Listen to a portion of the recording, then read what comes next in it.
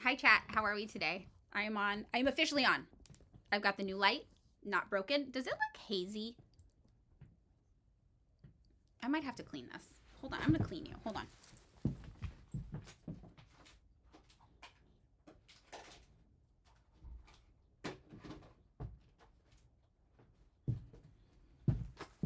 Okay. Stay still. You got schmutz on your face. There we go. Hi. Deport ICE. Yeah, that weirdo around TikTok still comparing Trump to Stalin. I just think it's crazy because I said it on TikTok and I mean it. Can you imagine what Stalin would be doing if he was alive today and in charge of the USSR with Trump? The USA would be getting hell handed to them, right? Um, Wild. Yes, thank you, Ghost Pain. Yes, Stalin would be destroying Trump right now. Stalin would be like, we need to permanently end the United States. Stalin would be giving Trump the Hitler treatment. That's for sure.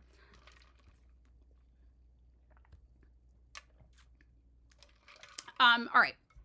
Yeah, we would not be so bold. The United States would not be so bold if Stalin was still here.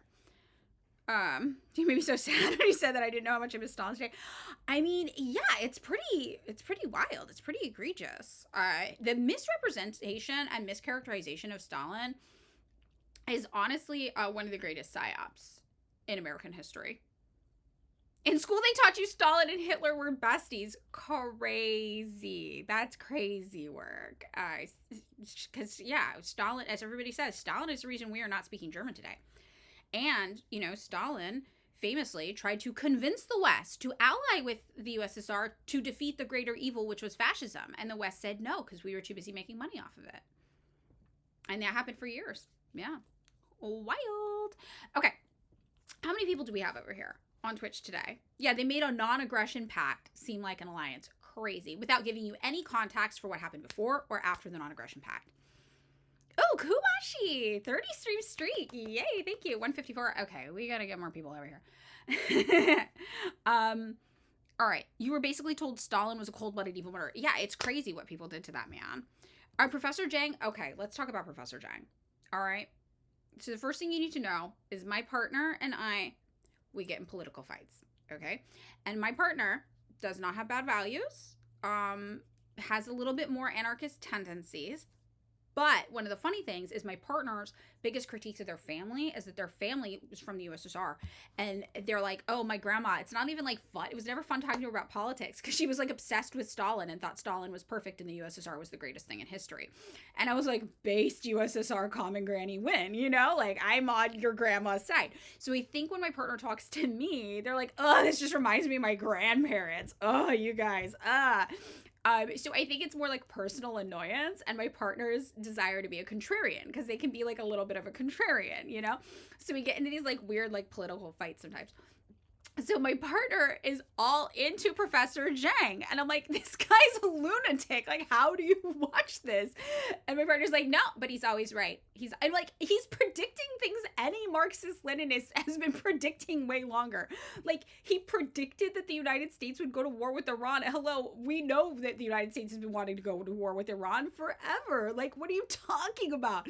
And then I'm like, why is he fucking talking about the Illuminati? This guy's not serious. And my partner, though, was like really, really, really smart. So my partner's like, no, man, like the Illuminati is like a metaphor. It's like an allegory. I'm like, I'm not convinced it is. I think you were so smart that you were rationalizing Professor Jang in a way that he is not. Like, I don't understand what's going on. It's really, really, really funny. Yeah, it's like, I don't know. So the Professor Jang thing, every time I watch, I'm like, this guy's out of his mind. And I look at my partner, I'm like, what if you're not super smart? Like, what if I've got it wrong and you are not really, really, really smart? But then I talk to my partner, I'm like, no, you're like a brilliant person. So I think my partner wants to like Professor Jang to be contrarian, and is maybe seeing more in it than what that guy's actually saying. Jang said that 20% of white women are on OnlyFans. But then I'm like, that could be true. I don't know. Like, but why is he saying that? Like, what is the context for that? I do not understand. What is he saying?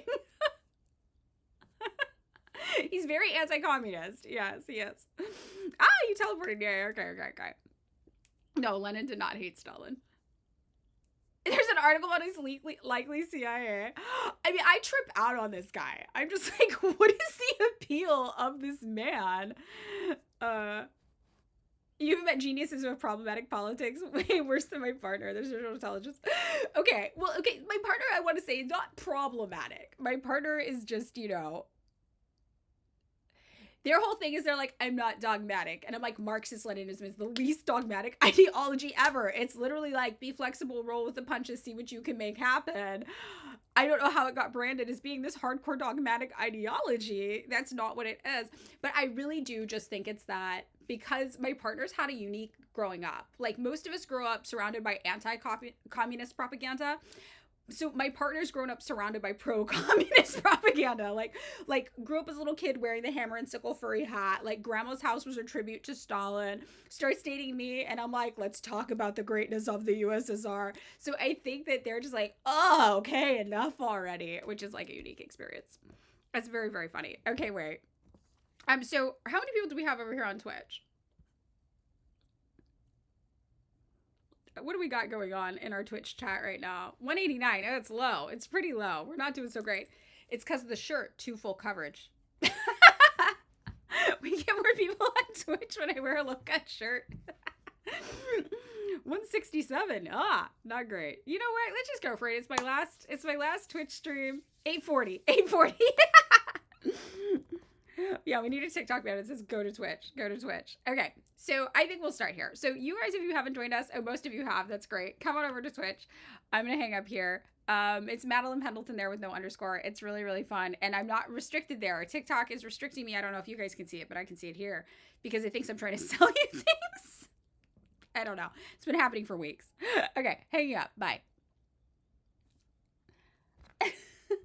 I really got to figure out the TikTok restriction thing that's been happening all week. Pretty wild.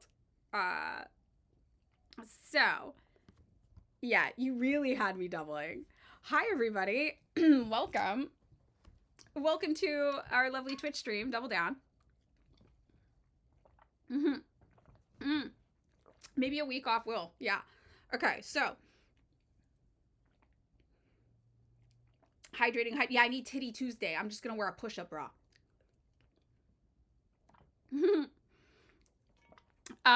Okay, so first things first, we've got some stuff that I want to tell you guys about. I have mentioned this already, but just for anybody who missed it, you guys know I am going to Cuba. We've talked about this.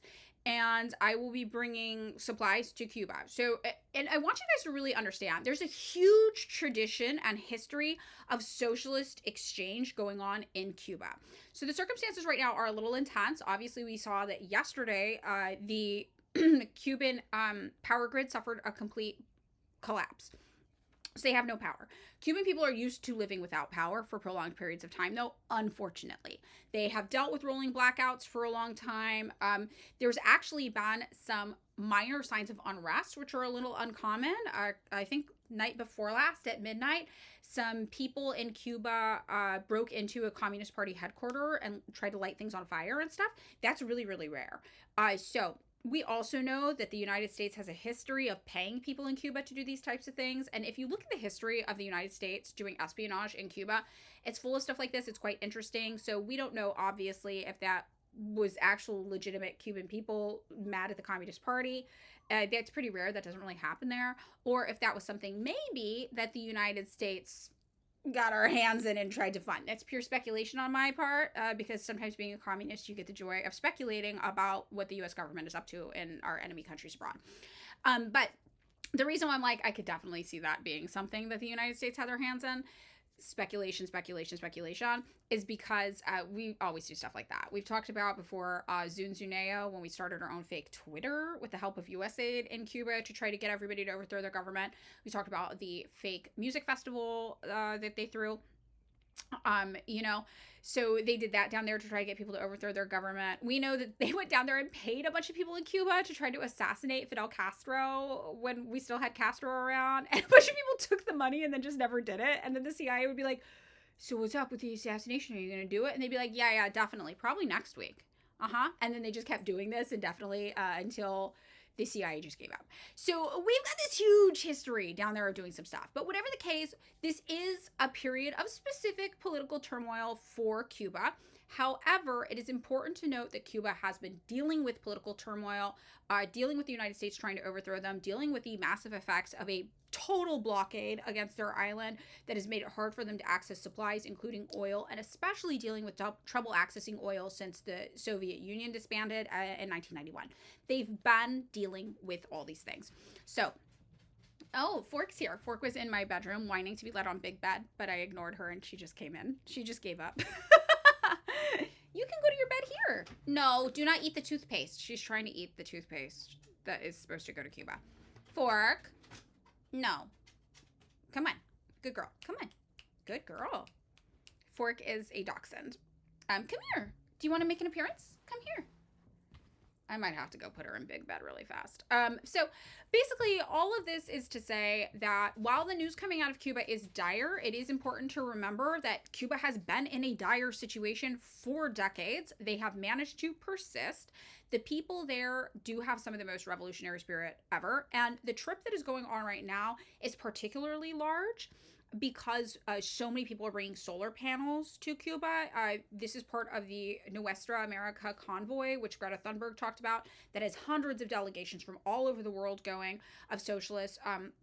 I am part of a much larger group. The larger group that I am part of, one division of it is bringing $500,000 worth of solar panels to Cuba. Also, China is sending solar energy to Cuba and has been for around a year. They're trying to get, by 2028, 2/3, I think, of their power grid running off of solar energy so they don't have these oil issues anymore. So the things that are really new and specific is the total collapse of the power grid, but people had been used to going like 30 hours sometimes without power regularly in Cuba. The total collapse of the electrical grid is very, very important in the context of healthcare. We all know Cuba notoriously has great healthcare. This is a problem for people in their hospitals who need surgeries, who are hooked up to dialysis machines, things like this that are really, really, really significant. And that doesn't mean it's not hard for the Cuban people as well. It is hard. They're cooking food on charcoal, you know. But again, the Cuban people, very, very, very resilient. There's this old saying that it's like, you'll put a man on the moon before Cuba lets an imperialist set foot on Cuban soil.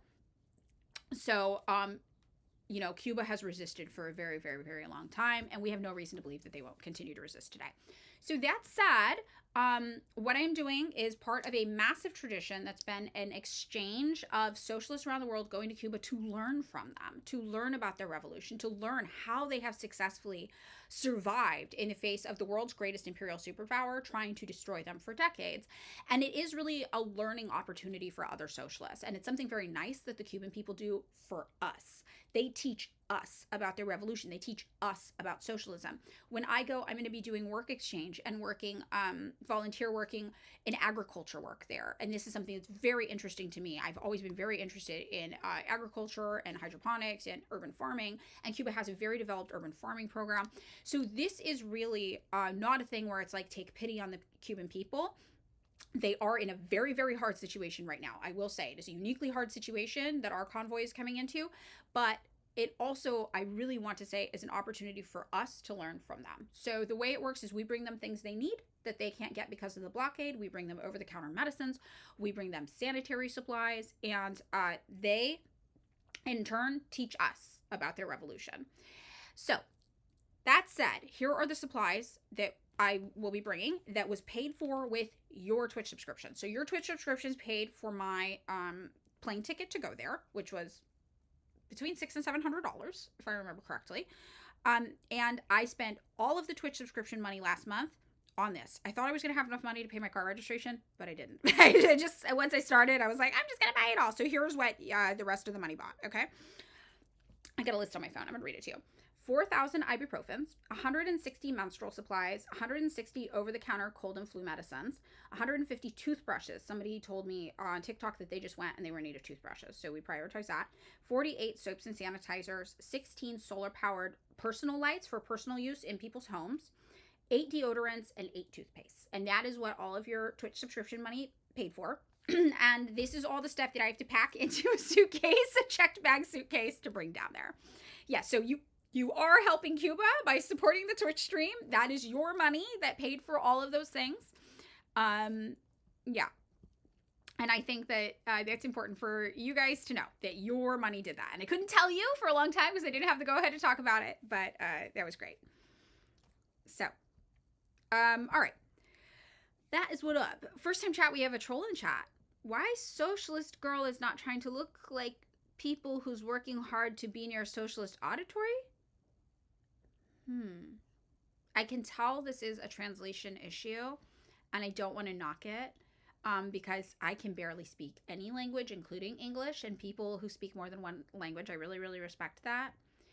But I also hilariously have no fucking clue what this person could be trying to say. It is a word salad. So I am not, for security reasons, I am not allowed to tell you when I am leaving. I'm not allowed to tell you how I am getting there. I'm not allowed to tell you the exact details of my itinerary. That's just a security thing. So we don't talk about those things. So, you know, I will not be streaming for the rest of this week and next Monday. I can tell you that. Why is this alt person going to work at a collective farm? I don't know. It's a weird trajectory we got here. Once you pass the age of 30, if you are an alternative person, you get really into subsistence farming if you live in a capitalist place. I can't explain it. It's just something that happens to all of us.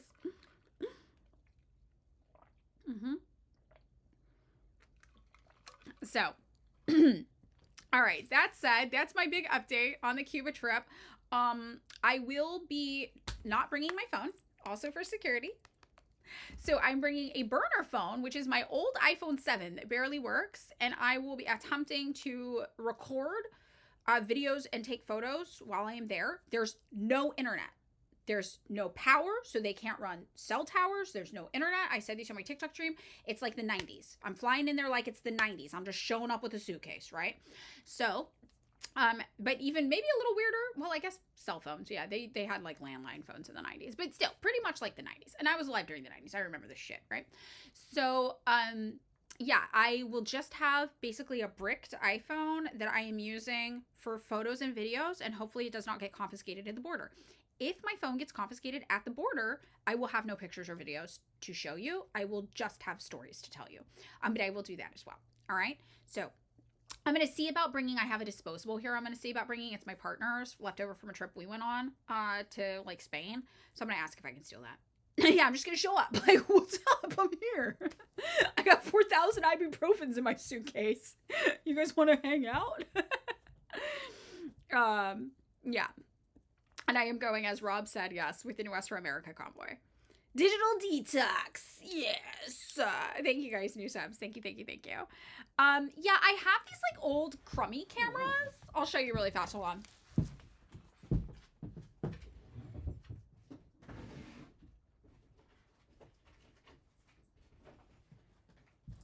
So I basically have these really low res cameras that I got online. They're not even old, but they're like $10 each or some shit like this that I was thinking about bringing. But I don't have a lot of rechargeable batteries for them. So that's kind of like, I was going to bring one of these maybe. Just like a little point and shoot. Like the dinky, like $10, $20 ones you get on like eBay or whatever. So maybe I'll bring one of these as well. Yeah, there's no cloud access. So I do have like 300 gigabyte memory cards and like from work, you know, and then also, you know, like these are really low res photos. So is there a memory card in here? I can't tell. There might be. Maybe not. I don't know. But whatever the case, you know, there's room. I'll be able to figure this out at a later date, not with you all on here. So I might do that, but I'm guessing if they take my phone, they'll take my memory cards and my camera too. So I'm kind of like, what's the utility? Okay, one sec.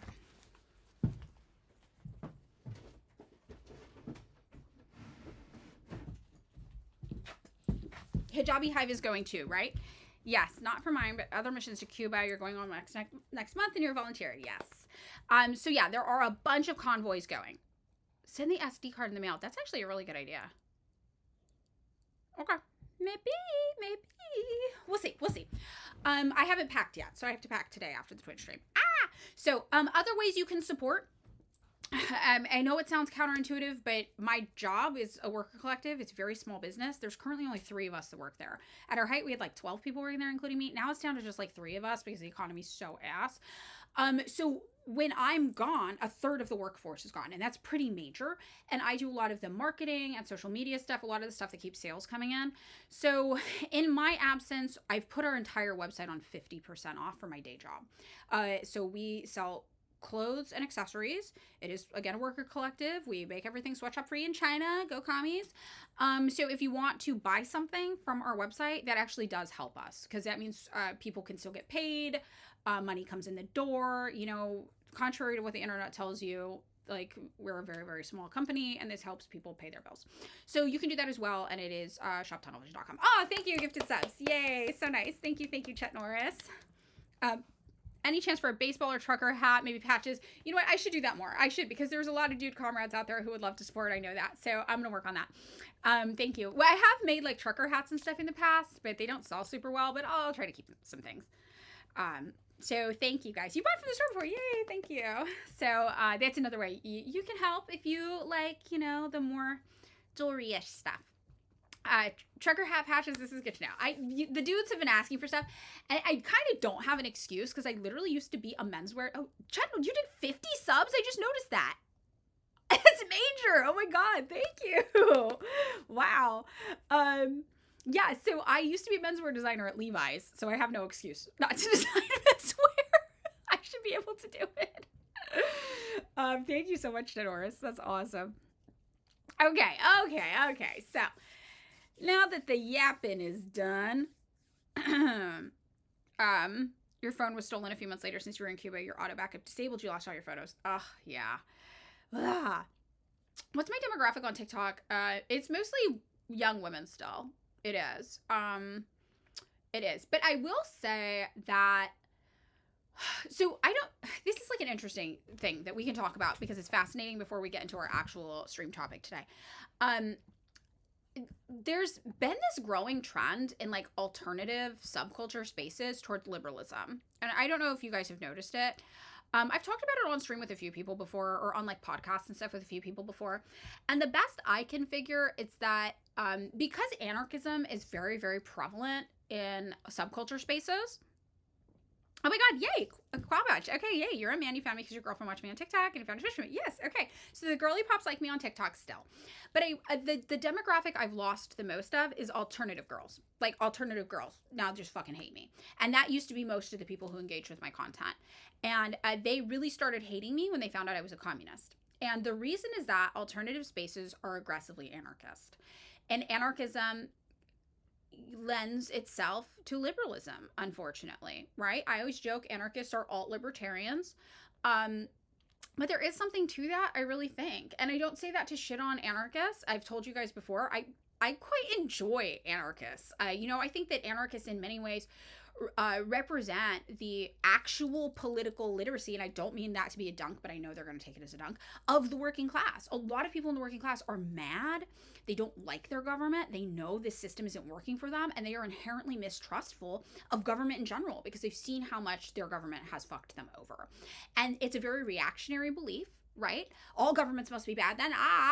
But I actually think that is so appealing to so many people who don't have time to do a lot of reading, people who know that they're mad but don't have the time after work to sit down and read a whole bunch of Lenin, right? So that group of people, though, that's how I got started. A lot of people who get started in political theory start out as anarchists because they have those same fears and anger and justifiable frustration. But then if you take the time to actually develop your political literacy and do more reading and learn about the world, you come to understand Marxist-Leninism as the natural solution to a lot of the issues that you feel that you are having with your current government. And you come to understand Marxist-Leninist projects and what they've been able to do for people and how they've been able to defend people against very aggressive and predatory systems like American capitalism, certainly.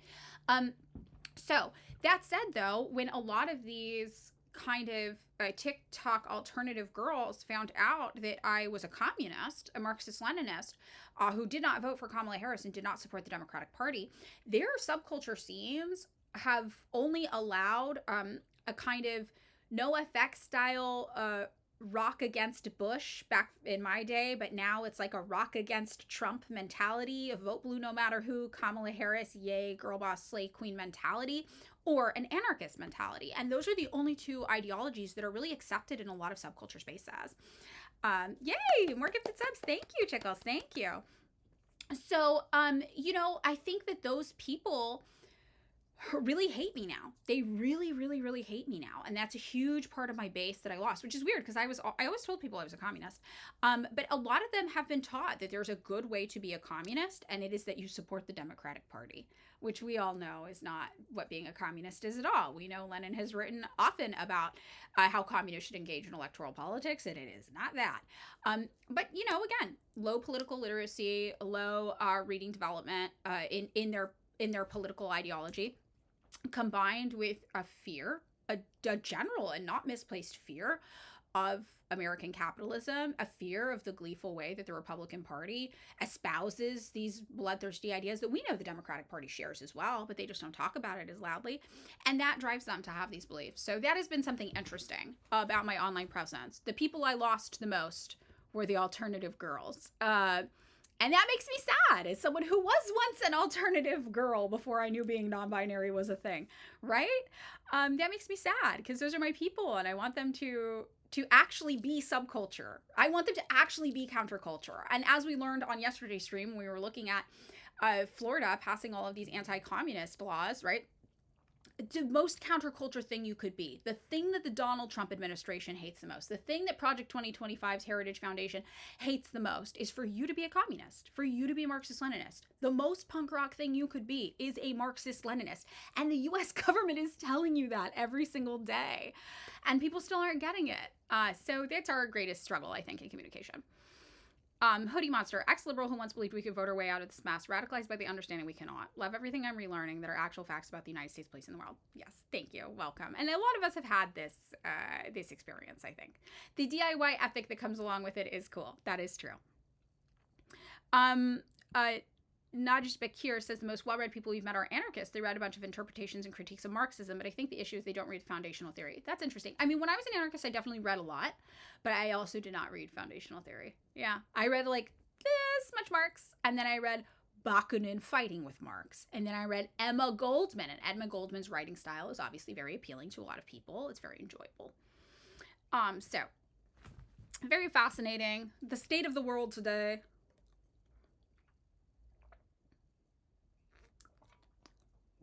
Yeah, Emma Goldman's writing is very appealing, right? But I don't think that it made me particularly more politically literate. So, here we are. You only meet alt people at this point who are lived the fuck out or are anarchists. Yep, me too. Me too. Yeah, totally. Me too. And it's very upsetting, right? Because I love subculture. I came from subculture. I grew up in subculture. And it is the most punk rock thing you could do is be a Marxist-Leninist. But then they turn around and they just call you red fash because they don't know what fascism is or communism is. Oh, we got a new emote. Oh, we got the sad goose. I love the sad goose. I've been waiting for this one. Malrish, my primary point of curiosity was the implications of materialism when I started learning. I think that's where other theory does get lost in some people, that they land in idealism instead of materialism because they don't understand the dialectic. I think that is true. Yeah. Larry, 7 streams. Thank you, Larry. Hi. So, all right. Or you get called Pol Pot. Yeah. Especially if you're into the gardening. Yes. Tiniest Boop. Emma Goldman condemning the USSR because she visited during the most difficult period makes me not take her assessment of the USSR very seriously, TBH. Exactly. And if you don't have the historical context to understand that, what was going on there and why, it's easy to miss that.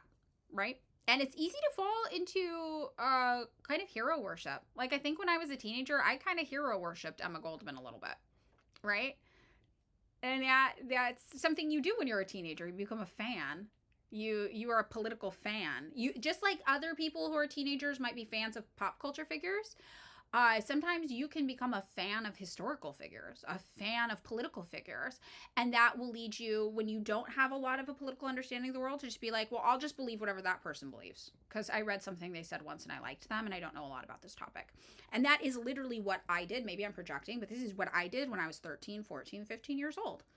I didn't know a lot about what was happening. So I just picked someone I felt like I kind of trusted, and I just read what they said. So whatever they said, I'd be like, yeah, okay, that one. I wasn't really looking into diverse viewpoints, right? So, but that's the thing that happens when you're a kid. You're growing up, and that's why I say the more you read, the more you expand, the more you actually learn about these concepts. I do think it ultimately brings you to Marxist-Leninism. And the thing that I realized is a lot of ideas that I had that I thought were on my own, that I thought were just Madeline ideas when I was young. By the time I discovered Marxist-Leninism, I was like, oh, I didn't invent this. This has literally been a Marxist-Leninist idea forever, which I think is really funny. And that's why I saw somebody say once, like, if you won a revolution and you were not a Marxist-Leninist, all of the problems you would need to solve would eventually lead you to creating Marxist-Leninism again. And I do believe that. Yeah. And this is growing up to the tune of Blink-182 becoming a Marxist-Leninist. I do believe that. I do believe this. Yeah. Oh, I didn't invent this. Oh, somebody else thinks this too. Oh, and they thought it 150 years ago. Shit. My bad. Your dad always references the one USSR guy that came to Texas and was so impressed with all the choices at the grocery store. It was Gorbachev, right? Gorbachev came to the United States and was like, you got all this stuff at your grocery store? Meanwhile, we know that the daily caloric intake in the USSR was like the same as the United States, and they actually had more nutritious food. So what was really happening is they weren't overproducing a bunch of bullshit people didn't need, right? So their stores were stocked with what they needed, and that was it. And, here in the United States, we overproduce food. We know we have massive food waste. The United States deals with massive food waste, but our grocery store shelves are fully stocked and pretty, and that is part of the psychological kind of effect. Reading Marxist-Leninist political theory is boring because it's 3,000 pages of the most obvious shit. That's why when we read chapter 1 of Capital, I was like, you guys, he's making it sound so much more complicated than it is. It really is the most obvious shit in the world, right? Very, very funny. And meanwhile, all the parent corporations who own the food in the grocery stores, it's 10 companies, but they all look super different. Yeah. Ooh, Larry was an excellent substitute teacher and helped you correct some language on how to speak about actually existing socialism properly. I have been wanting to sit down and really watch a Larry stream, but you guys know Larry streams while I'm at work. So I haven't been able to, so I need to go watch like a VOD or something like that. But yeah, this is what I say when I'm like, oh, you put me in a room of average ding-dongs. Oh, I'm the smartest person in the room. You put me in a room of Marxist-Leninists, I'm about average. And there's new stuff I can learn every day. And I think that's what's really cool about being a Marxist-Leninist is how much we teach each other. And you can tell we are all very dedicated to improving our methods of political advocacy, our methods of political understanding. And I think that's what makes it a very cool community. This is a community that's very open to being corrected because we want to know the right thing. We want to do the right thing. We want to know the truth about things. And that's what guides us to make all of our decisions and everything. So I'm very happy about that. I need to catch up on my Larry streams too. Very, very cool. And cats. Nice. I am a new cat fan, as you guys know, since my partner has a cat. Why do people hate on the PSL so much? I think that people hate on the PSL so much for two reasons. One, they're very good at talking to liberals. They are very good at converting liberals. And if you don't pay attention to the PSL and what they're actually doing in their communities, it might make you think that they are liberals because of how they communicate, but they're not. Like I work on the Vote Socialist campaign. 4 out of the 5 candidates on that campaign right now that I'm working with are PSL candidates, and they are very, very, very radical, and they're very politically developed. But they're very good at meeting the masses where they are, which is a skill and a virtue. But I think some Marxist-Leninists can see that and think that that is where their headspace is, not that that's where their communication is. And, Lenin always talks about this. There are things we know, but the things the masses don't know. So how do you communicate what you know to the masses where they are? I think that's a strength that PSL has uniquely. I think they are very strong at that method of communication. And I think, yeah, if you're not paying attention to what their actual work is in the community, you can see that and be turned off by it. And also, when they do protests, they are the kind of org that does things by the book and does things very legally because they are adhering to Lenin's ideas about adventurism and not wanting to do adventurism. They're not trying to get you arrested at a protest if they can avoid it because they know the protest is not the revolution. They know we're in like a revolutionary class consciousness building era, and that's what they're really trying to do. So they're more long-term strategy and not short-term adventurism focused, and I think that can rub some people the wrong way. People will be like, well, you're working with the cops if you do a permitted parade or whatever, things like that. So Comrade Lilith is in the PSL, loves it. I know lots of people in the PSL who love it. And I do think they are way more radical than people give them credit for. I also invite you guys to remember the same thing with Code Pink. We've looked at some stuff Code Pink's done where I've been like, what the fuck are they doing with Marjorie Taylor Greene? But you have to remember, Code Pink, Cheerla, and PSL all maybe a year ago got issued federal investigation orders. Those 3 orgs are being investigated by the federal government as we speak, I believe. So they also are going to be super minding their P's and Q's right now, because they got cracked down on hard. So remember that as well. So that's, you've seen PSL not work with cops, but also not agitate them. I think that's usually probably their MO. And also, yeah, they're not trying to get you arrested at a parade, you know, like a lot of these protests that we do, they're parades, right? And Parenti talked about this. There's a great video clip of Parenti talking about this, where Parenti's like, you know, you go to a protest, you hold a sign, you walk around, and people are like, that's not going to change anything. And he's like, yeah, you're right. It's not, but we do it. We do it anyway. Because in his point when he's talking about this, he talks not just about that, but he talks about all the little things that you do. And all of these little things build to class consciousness and a realization of who the true enemy is, so that when you hit a point of that crisis that Lenin talks about, that Marx talks about, where a revolution spontaneously occurs, people have the right frame of mind and mindset to know who their enemies really are, to know what they're fighting against, and on the conversely, right, to know what you're fighting for. So, you know, I tend to be of the belief, I did a lot of protesting during the War on Terror. It did nothing. It changed nothing. During the Vietnam War, the protests did nothing. Does that mean you don't do them? No, of course you do them. Of course you do them. Because I think it does something for people. I think one of the reasons that people all understood the U.S. government was in the wrong during the War on Terror was partly because you could turn on your TV if you didn't know what was going on, but you saw millions of people all over the world in the streets telling you this war was bad. And I think that does affect your psyche and the way you think about the world. And it might not make you a communist overnight, but it will make you a little more mistrustful of your government. It will make you realize, oh, maybe capitalism is bad. This is a war for oil. Hey, all those people are yelling it's a war for oil. I wonder what that's all about. And again, it's not going to create communists overnight, but it might create socialism and class consciousness slowly over time. And it's just one part of a multifaceted technique that you do, you know?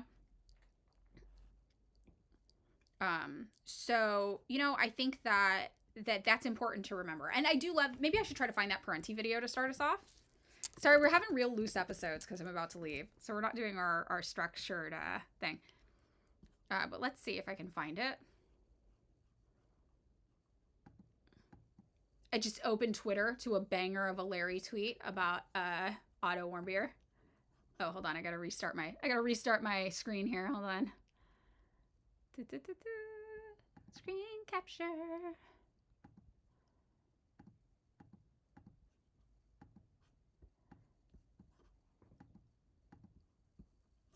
There it is. All right. So, this 10 years ago today thing was kind of big. North Korea sentences Otto Warmbier, a 21-year-old from Cincinnati, Ohio, to 15 years of hard labor for removing a political poster from a hotel. Very biased way that they are talking about what happened here. I just opened my Twitter and saw this. His actual charge was conspiracy to commit sabotage since he entered a country with the intent of committing a pre-planned crime in a military-only area. Yep, that is. Thank you. Thank you, Larry, for this. Okay, so let me see if I can find this Parenti quote, which I think is a really good orientation for when you feel burnt out about the seeming lack of utility of protests that feel more like parades, you know, things like this. And it's really what differentiates us from anarchists, right? Anarchists are prone to bouts of adventurism. And they're the ones who will... Sorry, one second. Let me look around here. They're the ones who will turn a protest into an uprising. You know, they are maybe the people who will spark the revolution. Who knows? But what's different about a Marxist-Leninist approach is that we don't do that. You know, we have a different approach. We have a more long-term game and goal. Yeah, direct action. Right. And I don't, you know, I'm not going to, again, if I think of the anarchists as a representation of the class consciousness of the masses. I think of them as a potential revolutionary arm of the masses. I really do. I think of them that way, which they might not like, but sorry, that's how I think of them. And, you know, they're the people who do things like that. And we, as organized socialists, as Marxist-Leninists, have to make sure that we do not give in to fits of vanguardism, or fits of adventurism, and instead work to try to build a vanguard that's very politically literate and class conscious, and we think long term, not short term, right? So that's my thing. Oh, the chat box clipped. Is it better now? It was just in the other view. Is it in this one? Yeah, I don't know how to fix that actually. It does kind of get clipped off, huh? Well, I'll try to fix that when I come back, maybe. Okay. Tiniest Boop says it's the difference between a mass org and a vanguard party. There are plenty of issue-focused groups that can get everyone involved, like Answer Coalition, right, where you don't need to be a member of PSL to get involved. Yes, and I remember Answer Coalition going way back to the War on Terror, right? And I've done stuff with the Answer Coalition as well. Yeah, Larry says we always have the long-term goal in mind. Exactly. Real Bolshevik, it's the building of class consciousness now so that when a revolution does develop, it has direction and is more difficult to fizzle out with reforms. Yep. Exactly. And that's what sets us apart. So I think, yeah, you can get frustrated. Like, why are these people marching around with just like a sign and a circle with the cops all around? What's that doing? And you have to think about it. Like, we know that's not the revolution. We know that. We're not doing that because we think that's the revolution, right? We're doing that because we want to, one, communicate that there is a well-organized alternative out there for people who are questioning the direction that their government is going. Two, we want to get a message out, the message of the correct orientation. Our little chants, our little signs, right? They're trying to get you on board with a consistent message when we do protests. And I'm a person who's done protests again since, 2001. And it didn't stop the war. Just like during Vietnam, the protests did not stop the war. And it's easy to feel disheartened by that.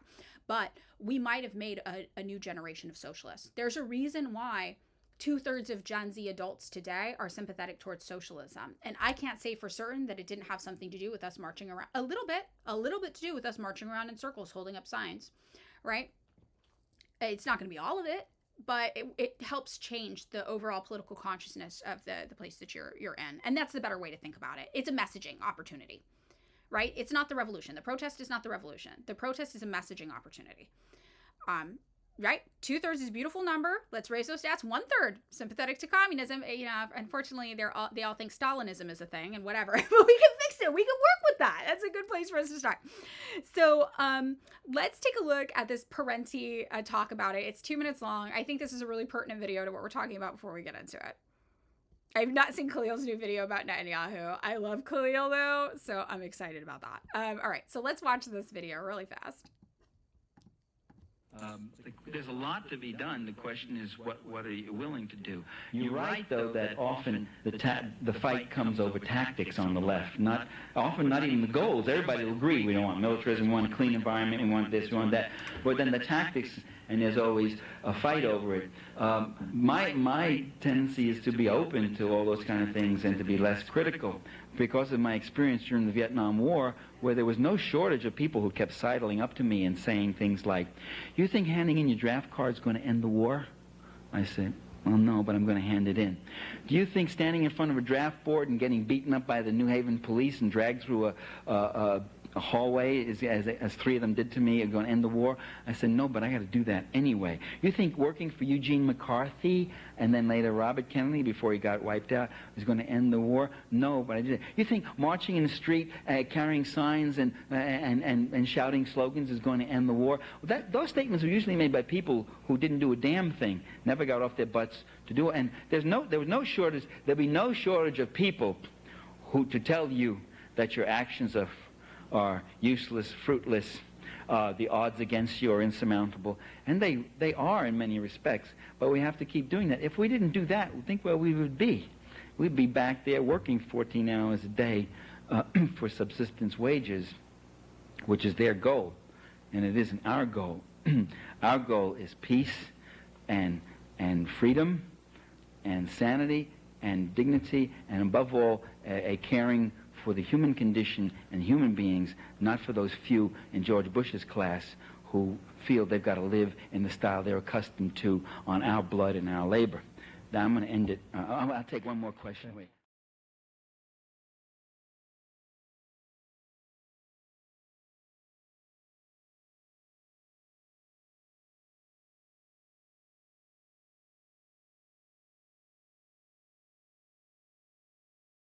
Mike, sorry. I forgot I turned it off. Sorry.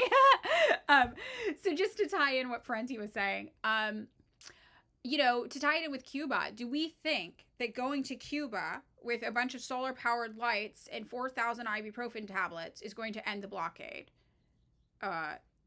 No. No, we know it's not, right? You still can't hear me? Really? No, it's on. No? Oh, now you can. Okay, good. It's just a little slow. Okay, sorry. So do we think that going to Cuba with 4,000 ibuprofen tablets and a bunch of solar-powered lights is going to end the blockade? No. We know it's not, but we're going to do it anyway, right? That's what you do.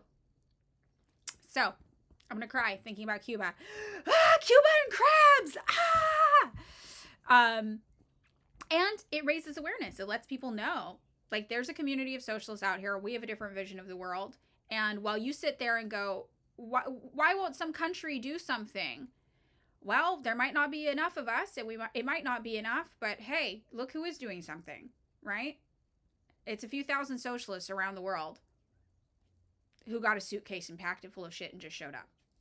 So, all right. So we don't start crying about Cuba today. Let's actually get into our regular scheduled programming an hour in. Sorry, guys, for the long intro. Do you guys want to watch Khalil's video about Netanyahu before we start, or should we get into an article today to talk about the news?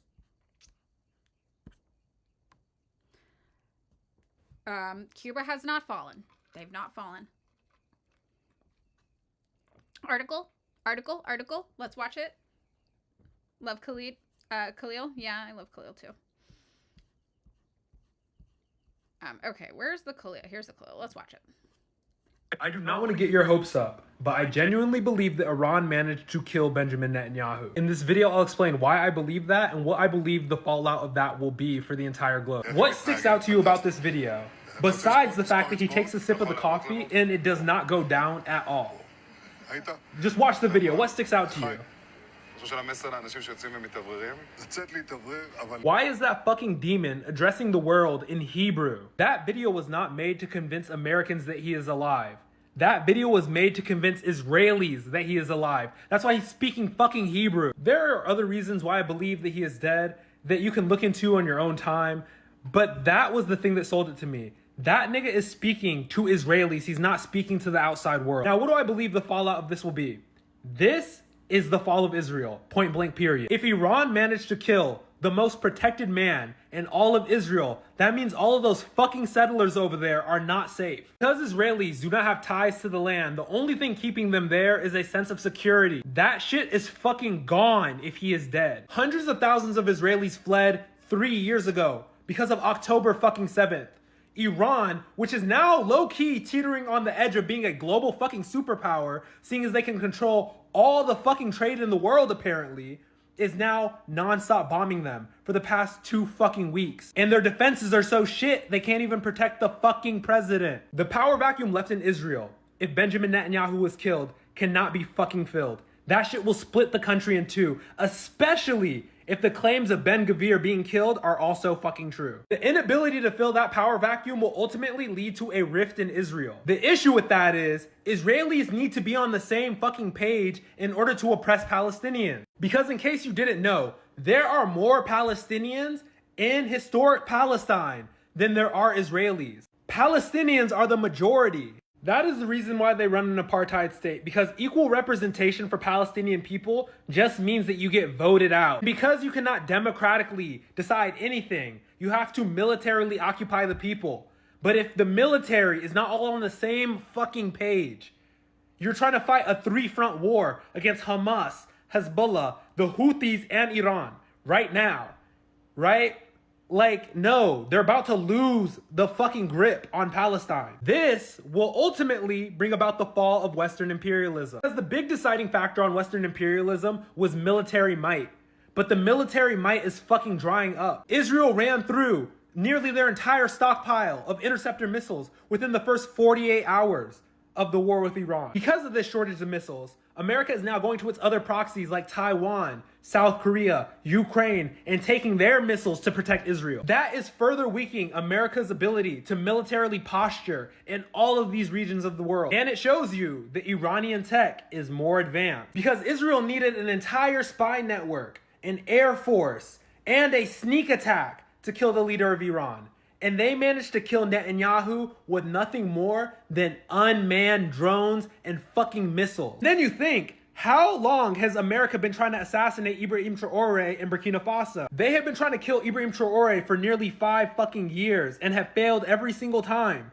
But Iran was able to kill the president of Israel under 2 weeks? If he is dead, if Benjamin Netanyahu was killed by Iran, that is the nail in the coffin for the Western Empire. Iran was able to bring the entire global economy to a fucking standstill at the push of a button. Iran now controls the waterways that are responsible for the majority of oil leaving the Middle East, going globally. America's ability to project military might is crumbling. If Iran was able to kill Benjamin Netanyahu, that might place Iran as the top dog in West Asia because they've shown the Sauds can't stop them. Oman cannot stop them. Bahrain cannot stop them. None of these countries have the capacity to stop what Iran is capable of. And because the leaders of those countries are fucking cowards, they'll roll over to whoever has the money, the power, and the influence. I do not. Okay, first of all, I love Khalil. I think that's a great video. It obviously is speculative. Khalil's caption on this is also like, what do I know? I'm just a TikToker if this is real, you know? And I think it is fun to speculate about things. Now, I do tend to believe that, yeah, I don't do great man theory. I do think that Benjamin Netanyahu dying will not collapse Israel's project. However, what I do think I agree with in what Khalil said, and you know, Khalil and I can have comradely disagreements here and there, right? I still love Khalil immensely, and think that Khalil does great analysis. And I think what's really interesting from what Khalil said that is worth thinking about is StratCom. So one of the things that Khalil kind of mentioned is that a lot of imperialism is built on the myth of military might, right? Do it or else, right? Do what we want for our pocketbook to grow fatter, or we will beat you with a stick. But what happens when the world starts to question how much the beating with a stick really hurts, right? And I think that's interesting. So I think that Israel has maintained a grip on the narrative of what they're doing to Palestine for so long. And that's something we call strategic communications. They control propaganda. They control messaging. They made up a term called Pallywood to say that when you see people in Palestine dying, that's actually not real. They have movie sets and hire actors. It's Pallywood. That's literally a thing that many Israeli people think is true. So, you know, they are controlling the narrative constantly. But when that controlled narrative starts to crumble and you see holes, hey, this isn't exactly how this was presented, that actually can change people's fundamental understanding of the situation that they exist in. And I think that is something we're taking from this. So yeah, I don't think necessarily Benjamin Netanyahu dying would change anything in a major way, but it would be another hole in the communication narrative they've so perfectly crafted for so long, and a hole in the narrative that the United States has crafted, that we and our proxies are unbeatable, that we're the most powerful military in the world. Now, think back though, we lost the war on terror. We lost the war in Vietnam. We came to a ceasefire in the war of Korea. We couldn't even end the Korean War though, even after we killed 20 to 25% of the entire population of the North and flattened 80% of their infrastructure. That still wasn't enough. So we do have a history of losing wars badly, but still maintaining this myth of power. So that comes down to StratCom, how we communicate our message and our position in the world. And I think the more holes you can poke in that myth, the better. But it's also worth noting a lot of holes should have realistically been poked in the idea of American military might up to this point, and it hasn't really stuck. And I wonder why, right? The only war you think we have won is Syria, and ISIS did that for us. Yeah, that's a good guess. Now, I will say, just to have a little fun with it, the Benjamin Netanyahu videos definitely look like AI. They definitely definitely look like AI to me. But as other people in the chat have said, Virgo sent us an article. A lot of people speculate he's just in hiding. You know, and this speaks to, somebody said continuity of government, and I think that is important for us to talk about continuity of government. And this is something I talk about a lot with how we discuss. I've got Virgo's link. I just found it. How we discuss dictatorships. I was talking to my partner about this. I think I told you guys about this. I was like, how are we defining dictator? It's just one of those words getting thrown around to talk about anybody that has a government the United States doesn't like. Just like regime, right? They're a regime. They're a dictator. Right? So to me, if we actually were going to use the term dictator, it would mean there's no continuity of government. If you take out the dictator, the whole government falls apart because he was the only thing holding it together. And to me, if you kill the leader of a country and the government stays intact, very obviously that cannot be a dictator. There's continuity of government. That means there's systems and procedures set up in place. This is a whole government system, and that was just one person who was a part of it. That by definition means they cannot be a dictator.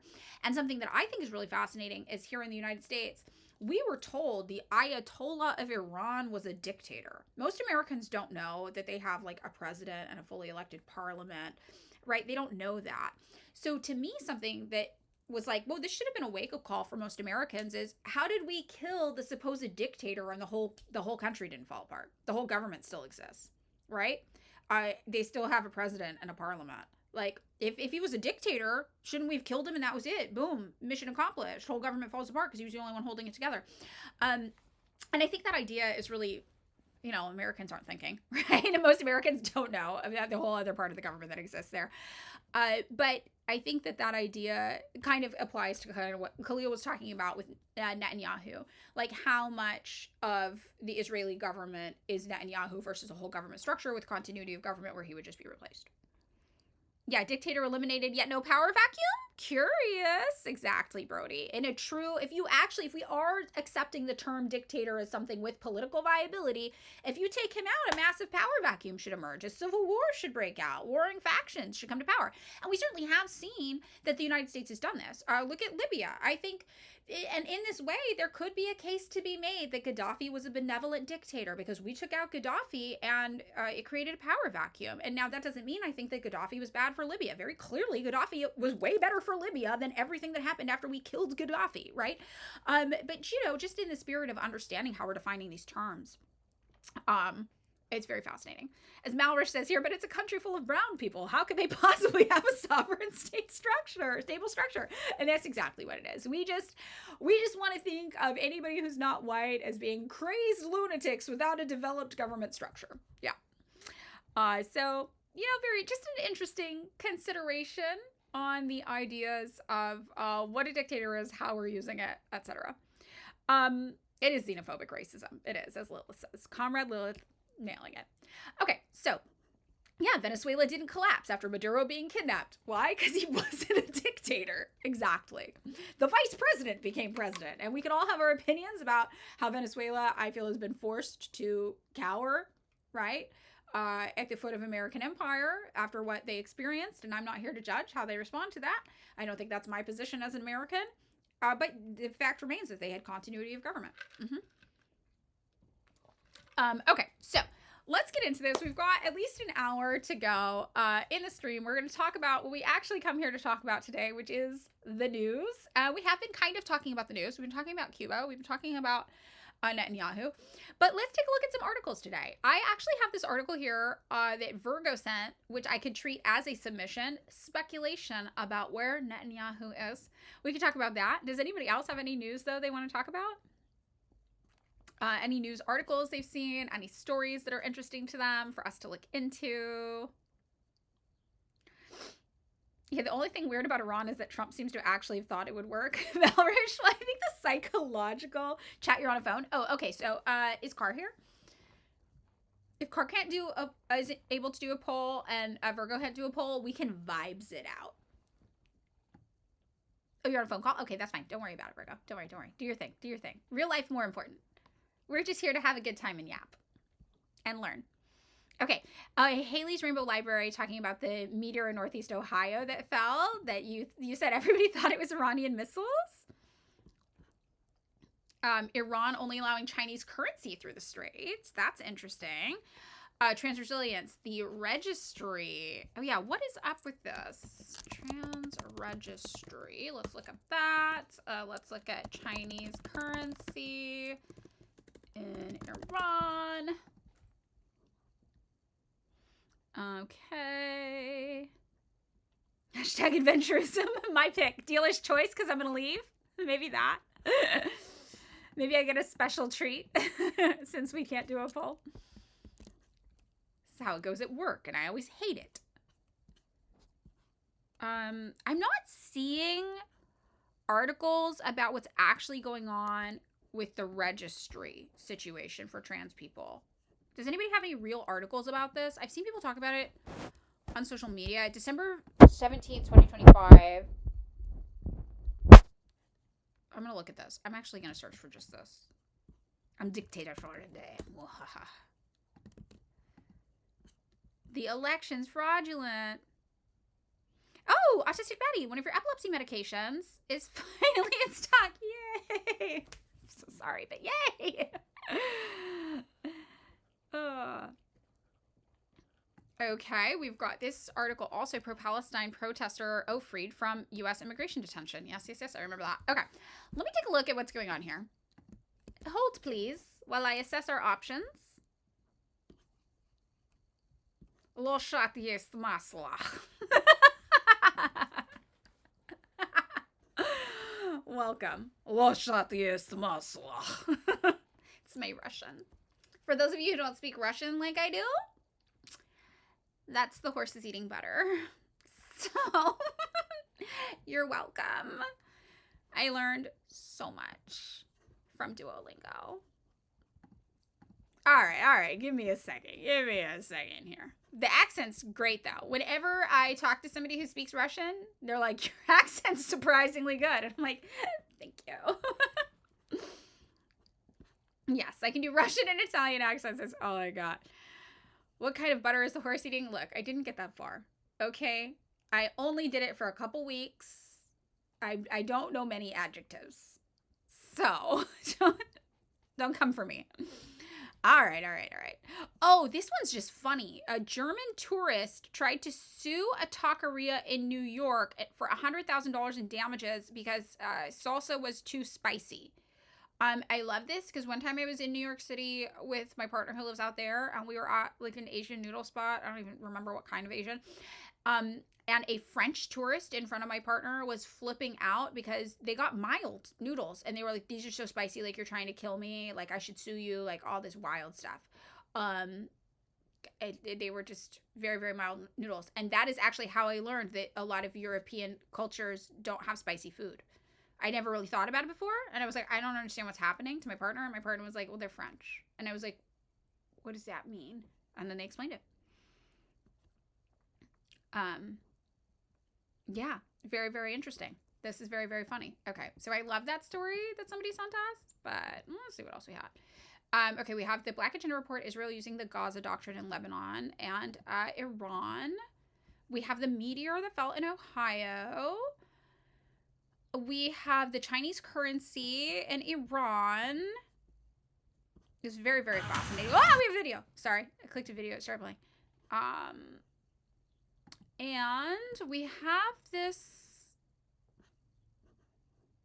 transgender registry thing that I'm trying to find good articles about, but I'm not really finding many. Oh, I found one. I think I found one. Oh, it's not a good article. It's just literally a list of all the people supporting it. Ugh. I want to like read about it. I want somebody to do like analysis and the implications. Okay, I think I found something. All right. So, here's what I think. We talk about either, and you guys can maybe yell things. Just yell things wildly into the chat in a disorganized manner. Do we want to talk about Iran and the Chinese currency situation, or do we want to talk about the registry, the new anti-trans legislation? Oh, thank you. That's what I'm. Oh no, that's not what I'm looking at. Oh, this is the article. Thank you.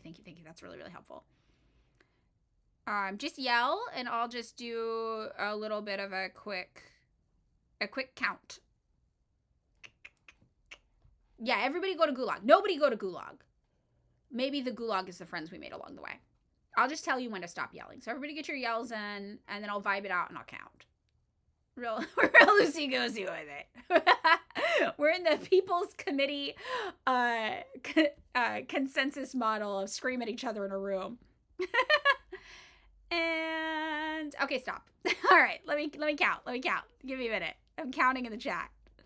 Shh, everybody be very quiet. Don't say anything. It'll mess up my count, okay? Okay.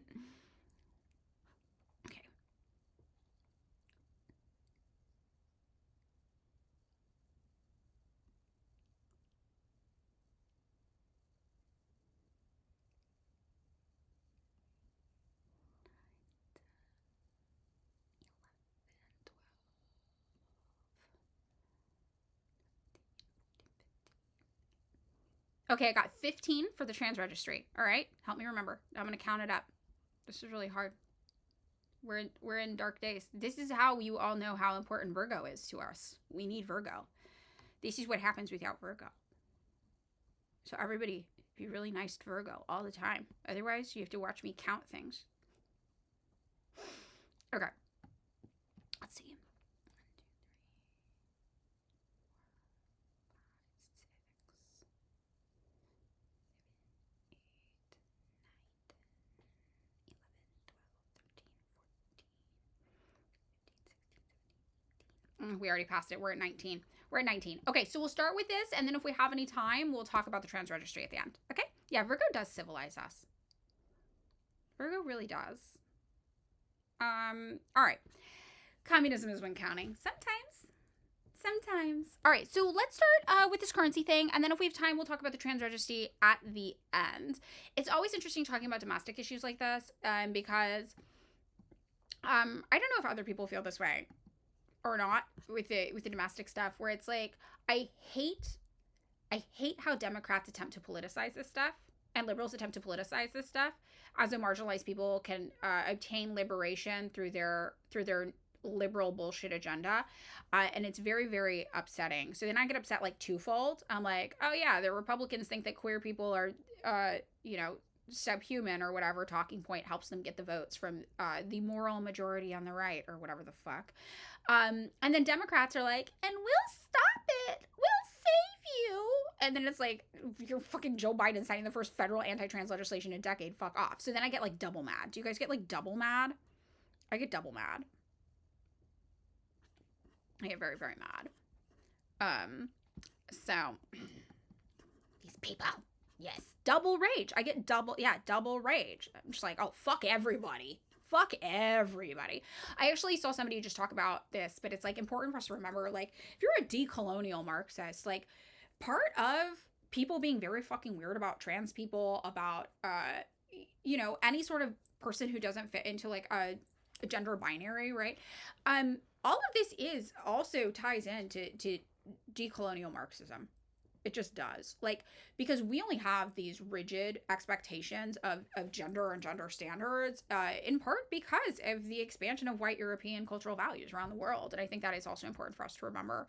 I know we don't need to remember that in our chat, because we're the gay communist chat. Straight people are welcome to that. We like you guys too.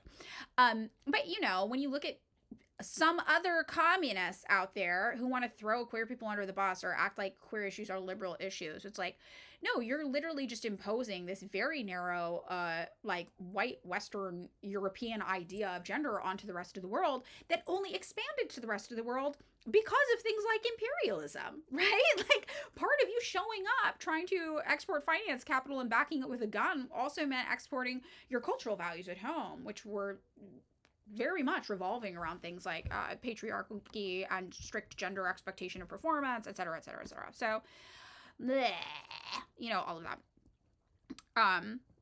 Yeah, tell Cuba they're doing liberalism when they do constitutional protections for trans people. Exactly, Malrish. Exactly. So, all right, let's get into what Iran is up to with this whole currency situation. Now, a lot of people have been talking about this. Iran is basically saying that tankers can go through the Strait of Hormuz if they use Chinese currency. And this is actually major because one of the things that the United States has done in terms of actual imperialism, the actual export of finance capital, has made the world basically operate in the US dollar. And this has granted our banks, our financial industries, disproportionate power and sway and influence over the world. Makes the dollar very strong, right? So for Iran to be doing this, a lot of people are like, wait, this actually carries a lot of global significance because it now is leading to a situation where potentially Chinese currency could be the dominant currency in the world, right? Trashing the petrodollar, no notes. So that's why this is really significant for us to talk to. That's so funny, Bob. Thank you, Bob. I live in California. I live in LA. I wish I lived in China. That'd be awesome. Grungy Health Goth, if you guys follow her on TikTok, she lives in China. And she's a cool little alt Marxist Leninist who moved to China. So maybe that. Wait, what is this hashtag? Madeline Infest Aduavante? Okay, so here we go. CNN, citing a senior Iranian official, has reported that Iran is considering allowing several oil tankers to pass through the Strait of Hormuz. According to the unnamed official, the permits would only be granted if the transactions are conducted in Chinese. I always say this wrong. I just say yen and it's wrong. Yuan. Can somebody please tell me how to pronounce this? Somebody. What is this hashtag? Yuan.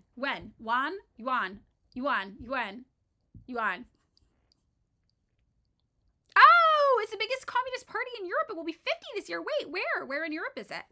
I would go. That would be so fun. If I can, I'm trying to save up to go to China, but we'll see. Portugal.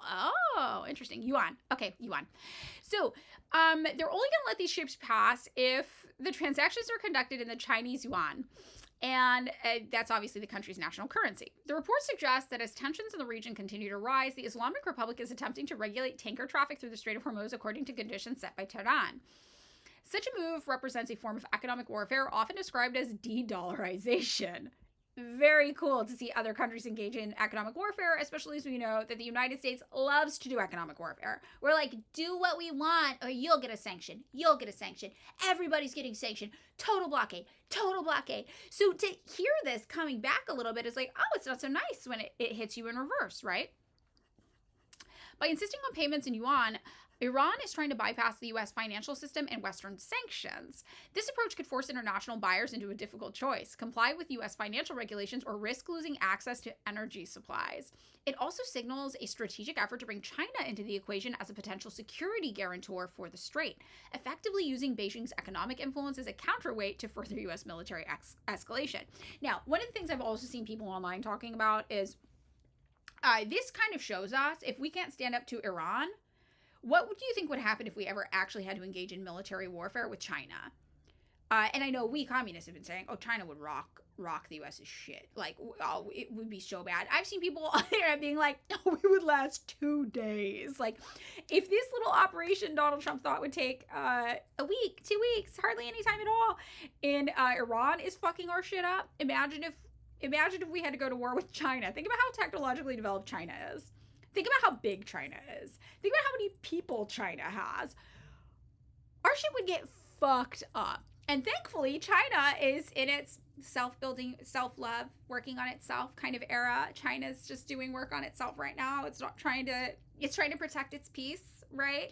Thankfully, because imagine if they wanted to get involved. Oh, we would be fucked. Yeah, their population is like, 5 times the size of the United States. So, this is very interesting, this whole thing about providing a counterbalance. And I think a lot of the world really is seeing, like, United States, we don't need you. Like, fuck off. We'll just ally ourselves with China. China can give us everything you were giving us and better at this point, right? China's doing self-care. So I don't know if Larry's still in chat or if Larry started streaming, but one of the things Larry was talking about, I imagine, plays into this. And so if Larry sees this later and I'm misunderstanding the point about nationalism and internationalism, but what Larry was saying earlier in the chat is like, look, you have to be strong in yourself before you can start helping other people, right? And that was really the focus of Stalin and communism in one country. We can't afford to just be hemorrhaging support to all these other countries at the expense of us. Otherwise, we're not going to exist. If you think about it in like self-love girly terms, like you need to fill your glass before you can pour into others, right? You do. You have to take care of yourself first, or you're not going to be able to continuously help and support other people. This is a lesson I've learned in my own life, certainly. You have to protect yourself a little bit first, and that is what China's doing. And because they've done such a good job with that and building themselves up, now they're in a position where they can be that counterbalance, where they can provide some influence and pull some weight, right? Place the oxygen mask over your own face before helping others. Yeah. And funny enough, that's like the whole point of my book. And then I didn't do it. I got paid out for my book and I gave the money to absolutely everybody. And now I'm in like massive amounts of financial shit again. Because I gave all my book money to other people. And I'm like, fuck. I did the thing in my book that I said not to do. But yeah, you know, and that's, China is being a model in that and a lesson for communists and socialists, right? You're banning a Maoist from your Discord server? That's funny. So these remarks came as U.S. President Donald Trump announced early Saturday morning, March 14th, that strikes have been carried out against military targets on Iran's Karg Island. Trump said that no attacks had yet been directed at Iran's oil infrastructure, because we're still hoping to get some of that, I'm guessing, but warned that any interference with the safe passage of ships could change that situation. In response to Trump's warning, the Khatam al-Anbiya headquarters stated that any strike on energy facilities on Karg Island would trigger retaliatory strikes against oil infrastructure across the region belonging to companies owned by or cooperating with the United States. Car, my Twitter made you discover your love for Twitter. The entire app is full of trots and libs. Yeah, I know. It's wild out there. And it's literally, this is why you guys saw when I was going crazy when people on Twitter were like, come on, that's not commodity fetishism. And I'm like, oh my God, these people have never fully read Marx. They've only read other people read snippets about Marx. Like I'm losing my mind. And when you look at all of their usernames, they all are like, Marxist, blah, blah, is blah, blah, is blah, blah. It's all these very specific subsets. And I'm like, these people have never read Marx. They literally have never read it. It's wild. Yeah, you can feel it trickling down on you. Twitter's insane. Twitter is insane. You'll never meet so many Marxists who want to fight with Marx but have never read the text as you will on Twitter. It's fucking batshit crazy. It is a garbage fire. It is entertaining. I am addicted. This will be a Twitter detox for me the next 7 days. So Karg Island, in Iran's main oil export terminal, is responsible for roughly 90% of the country's crude exports. The island functions as a heavily fortified industrial hub on the Persian Gulf. Trump's distinction between targeting military targets on the island, such as air defense systems or IRGC radar installations, and striking oil infrastructure, like loading docks and storage tanks, is widely viewed as a final warning. A direct attack on the export facilities would effectively cripple Iran's economy, which Iran's economy has already been struggling. They've been dealing with massive sanctions. Things economically have been very, very hard for them. That's actually what sparked the protests that the CIA and Mossad kind of co-opted and turned into some overthrow the government of Iran thing or whatever. A direct attack on the export facilities would effectively cripple Iran's economy, while retaliatory strikes on Arab or U.S. energy assets could send shockwaves through the global economy. Earlier, the Wall Street Journal reported that before the war with the United States, Israel and Iran began, the chairman of the Joint Chiefs of Staff had warned that such a conflict could lead to the closure of the Strait of Hormuz. The Islamic Republic now appears to be using the Strait of Hormuz as a strategic pressure point against the United States and Israel during the war. Over the past 2 weeks of conflict, oil prices have fluctuated sharply, prompting the G7 nations and the United States to consider releasing strategic reserves to stabilize global energy markets. Okay, so, interesting things going on here. First of all, we have reserves. We have oil reserves. We have an oil surplus, right? So remember, when we talk about what's going on here, it's not necessarily that we need oil. It is the true definition of imperialism. We need oil companies to have a certain number of assets, to be able to posting a certain number of profits, because the entire financial market relies on the performance of oil companies. That's imperialism, right?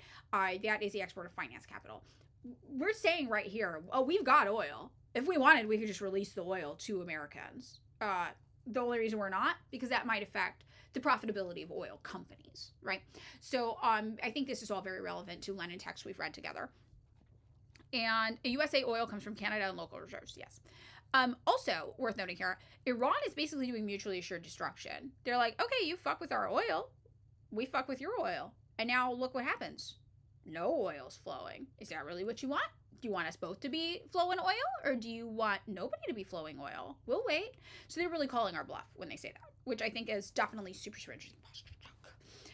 So that's what's going on there. Now, let's take a look. I have some more articles, and we'll see if they have any new perspectives on this. How will yuan payments for oil passage through Strait of Hormuz impact Indian stock market, gold, and silver? So this is interesting.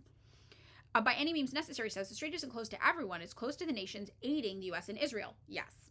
This is a major sea change. The Arab oil embargo lasted 6 months but destroyed oil stability forever. That plus the 1979 Iranian Revolution changed oil from a stable commodity to a state of permanent combustibility. And now Iran has blown the whole thing up with a selective siege that can keep it up forever. For once, they're not the ones being sanctioned. It's the empire. Exactly. And that is an important thing that we didn't note. So thank you for adding that by any means necessary. It's not closed for everyone. It is literally closed for people aiding the United States and Israel, right? And that is very, very important to add. So, the Middle East conflict has entered its 3rd week. Now, you guys remember what I said. I speculated this. I said, if this thing doesn't end in 2 weeks, it will drag on as a forever war. So that is, so we're past the 2-week mark. So, I think we're in it for a minute. Pretty gnarly.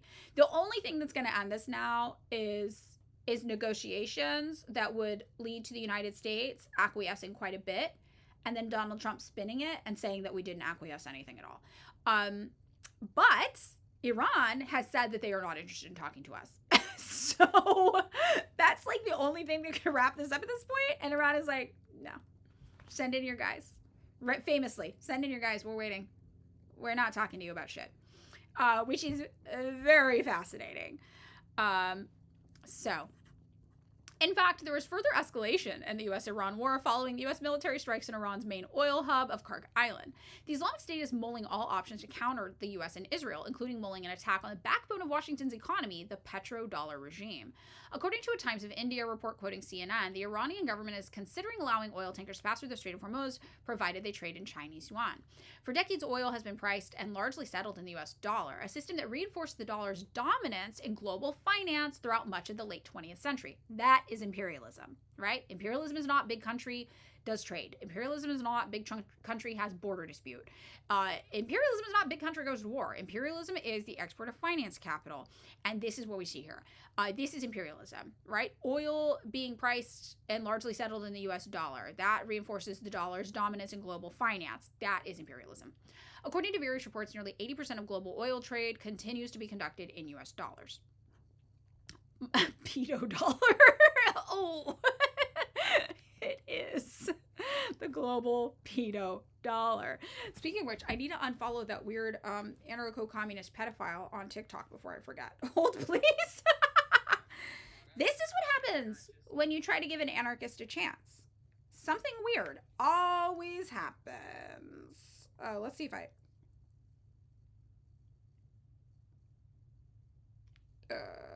you know what? I don't think I ever followed this person. I never followed them. Victory. I never followed the anarcho-communist pedophile on TikTok. Anarchista comunista. I like one of these takes here and there, but boom. Boom. Take that. Okay. All right. Just some anarchist who's like my age who was talking to teenagers inappropriately on the internet. Cara, you had unmutual. Oh, always hard. Well, he was talking to teenagers inappropriately on the internet. Anarchists are too preoccupied with age of consent laws. Very sus. Yeah, it's a little weird. Same as libertarians. This is why I say they're alt-libertarians, guys. This is why I say they're alt-libertarians. It's just, you know. Okay. All right. So, and again, if you do not know this, if you are not yet a late 30s, early 40s kind of adult, they know those look like kids. I am 39. Those look like kids. They know those look like kids. That's what they like. They like that. They like that. They see that and they're like, nice, that looks like a kid. There's no way that doesn't look like a kid to them, okay? Like, I just need to tell you, as a 39-year-old, they look like kids. So it's really freaky. The older I get, the freakier it gets to me, because I look at them and I'm like, that's a child. That's what? That looks like a child. All right. So 29, London's best gay, and they look like kids to you. Exactly. They look like kids. And if you are that age, you look like a kid to them. And there's a reason. It's because they could be your parent. Of course you're going to look like a kid to them. So, okay. All right. So just remember, these people are fucking freaks. They're fucking freaks. Yeah. Yeah, it's okay. You're 20, you're always a man in your 40s and 50s hitting on you. You thought it's okay. You're an adult. Yeah, and that's what the thing is. Like, look, I was like a wild teenager. I had relationships with adults, very old adults. I had a relationship once with one of my teacher's husbands when I was a teenager. Okay? Weird shit. Weird fucking shit. And because I was very independent, I had my own apartment at 17. I graduated high school at 16. All these things. I was like, it's fine. I'm an adult. We're the same. And then when you get older, you're like, holy shit, we were not the same. We were not the same, right? So, you know, it's hard. When you're younger, you don't see it that way. And that's okay for you. That's fine. For you, as long as you feel that you are safe and in control of a situation, whatever, and you're experiencing life and you're experimenting. That's what you do when you're a teenager, when you're a young adult. You are trying to figure out how to be an adult, right? That is your learning time. That is your exploration time. You aren't doing anything wrong. But these opportunistic fucking creeps that come along out of the woodwork and are like, hello, I see you are learning how to be an adult and exploring yourself. What if I explored with you? It's like, what the fuck are you doing? Get out of here, you weirdo. Get out of here. It's very, very freaky. You're supposed to do that with other people who are also in the same stage of development. Or I'm not going to judge if you got your own thing you got going on. I'm never gonna judge a younger person in those situations. I'm never gonna be shitty to a younger person in those situations. I've been the younger person in those situations. You know, not my place to judge you. I just think that dude is really fucking weird. You know what I mean? All right, so sorry. I'm just sorry. Okay. It's, you know, my rant. What would I say is an acceptable age gap? I really don't know. I don't think you can really quantify it, which is part of the trouble. I would say that there are sometimes adults where they're 2 years apart and one person has way more experience or leverage or power over the other person, and the dynamic is still fucking weird. I think the thing about the age thing that really makes it very obvious, though, is I think, like, if you're on, I don't know. I hate putting a hard line on it. I really hate putting a hard line on it. I also, when I was in my late 20s, I dated somebody in their late 40s, and our lives were very, very, very similar. Even that person, though, was like, well, I don't want to be a fucking creep. Like, I'm sorry. And for a long time, they resisted dating me, even though we had a lot in common and obviously got along very, very, very well. And our lives were very compatible. But they were like, I don't want to be that guy. Like, and it was a guy, and he was like, I don't want to be that guy. I can't be that guy. I'm so sorry. Like, yeah, I'm really into you, but I'm not going to be that guy. And that was hard to get past. You know, and I have sympathy and empathy for that situation too. And it was hard for us to be in public sometimes together because he didn't like the way people looked at him, because I was like in my late 20s, he was in his late 40s. You could tell there's an age gap between us. So I understand that side of it as well. So I'm not entirely sure. There's not a hard line thing, but I can say 36 and 17 or 18 is weird. I can definitely say that's weird. I can definitely say that's fucking weird, right? I can tell you, when I'm on a dating app, I'm 39. I go 10 years younger, 10 years older than me. And that's because I'm 39. I wouldn't have those same, at 29, it might be 5 years younger, 5 years older than me, you know? It depends. As you get older, the age differences matter a little bit less. Things happen. Sometimes you meet somebody and things just work and it makes sense. I do not know what point you would have to be at in your life as a 36-year-old to meet a teenager and be like, and it just works. What the fuck do you mean it just works? How does that just work? That's not just working in a normal way. You know what I mean?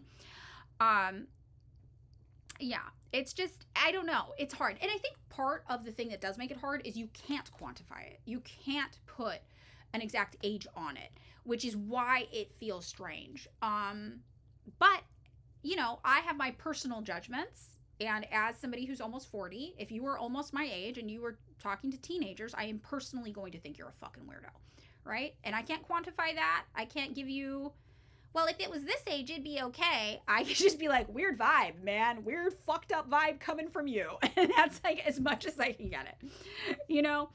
Teenagers are children who are play acting and trying out being an adult, right? They're trying out, they're learning how to be an adult, and that is an important stage of development, and that's awesome for them. But just because they are saying the right words and they're acting like an adult and they can be in a room with an adult doesn't mean they are an adult yet, you know? And that's, I go to shows and there's teenagers there and I talk to them and I'm like, what do you have going on in your life? That's so cool. Oh my God, that's fun. I talk to them like you would talk to like a family member at a family function about their lives. You don't talk to them like they're a peer, you know? Malvary's the only girl more than 10 years younger than you that you found interesting enough to be attracted to was a sex worker lying about their age. Good again, good for her. More power to her. But you know, I think it's like, it's hard. It's a really, you can't quantify it. I think also 2 adults is a lot different. And okay, maybe there's more gray area there than a teenager and like a nearly 40-year-old. I think that's weird. You know, I don't know. You're 43, your boyfriend is 66. Okay, see, that is way less weird to me. And this is the thing too. Like when I was in my late 20s dating somebody in their late 40s, that was one of the best relationships. That was the best relationship I've ever been in my life. I loved that relationship. It was awesome. You know, so it's not like this hard and fast rule. But again, I think when a teenager enters the equation and it's somebody in their late 30s, you know, that's a pretty clear-cut one. It's one we can all agree is fucking weird, right? I think we all can agree that's a weird one. Yeah, I know what you mean about some Gen Z where they're like, 25 and 23, you're a victim, babe. And you're like, no, no. Or like 21 and 18, you're a victim, babe. I'm like, I don't think that's a victim, right? But, you know, and some of them are very, very obvious. Yeah, don't be a libertarian about it. Don't be fucking weird about it. It's just weird. It's weird. Yeah, I don't know. I literally, like, if I was on a dating app, I think I would put my low age preference at 30. And if I met someone who's 29, 20, I'd be like, oh, okay, it's not a deal breaker, I guess. But, you know, don't be a libertarian about anything. This is the best advice anybody can have. You know, I don't know. Okay, anyway, back to it. Sorry. Your partner's libertarian, you can fix them. I assumed it's a him because libertarian. But, you know, my mom's a libertarian, so women in male-dominated fields. It happens sometimes. It's a him, you've been trying. Okay. You know, I will say, libertarian men always want to talk to communists. They are always like, let's debate. It's like they love it.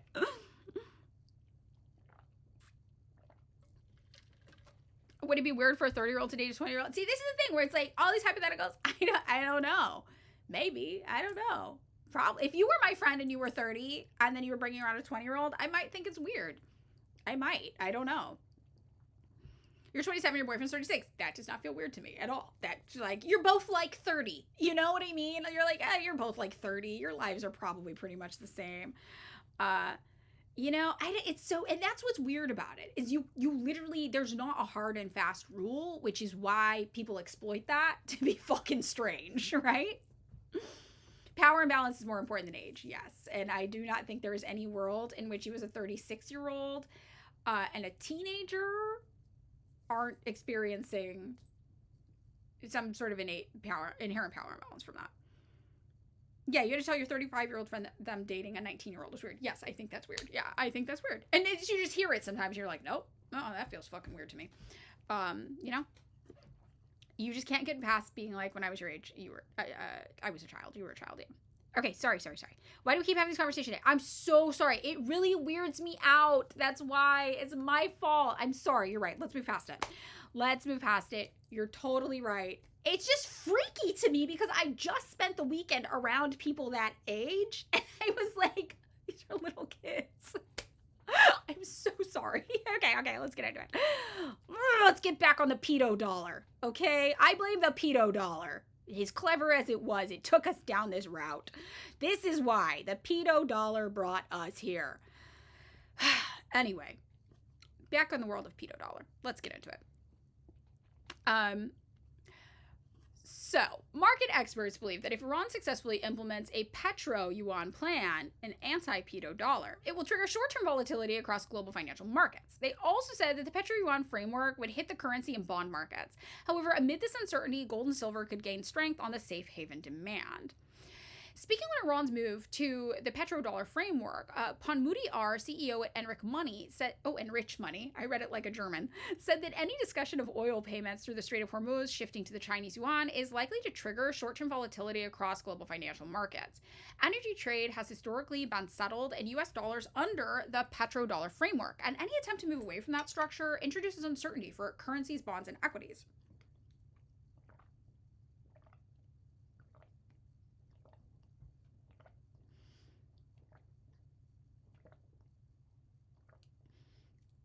Chinese mustard, yes. Mm-hmm.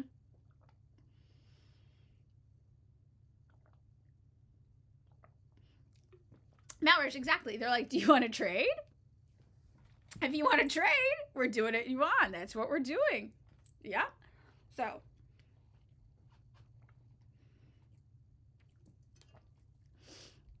In the near term, equity markets are likely to remain sensitive to geopolitical developments rather than purely economic fundamentals. The United States has historically defended the dollar's central role in the global energy trade, I bet it has, and it is unlikely to easily accept a rapid transition towards alternative settlement currencies.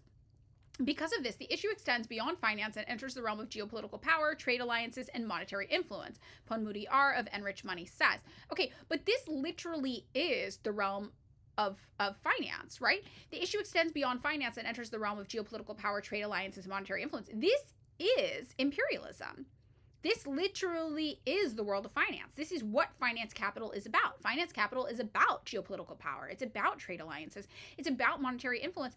That is quite literally imperialism, right? And this is what so many people don't understand. So Sumit Bagadia, executive director at Choice Broking, believes the stock market crash on Friday indicates sustained bearish sentiment and strong selling pressure. The Choice Broking expert said that bears would continue to dominate Dalal Street until the Nifty 50 index is below 23,000. So this is about India specifically. This is an Indian story.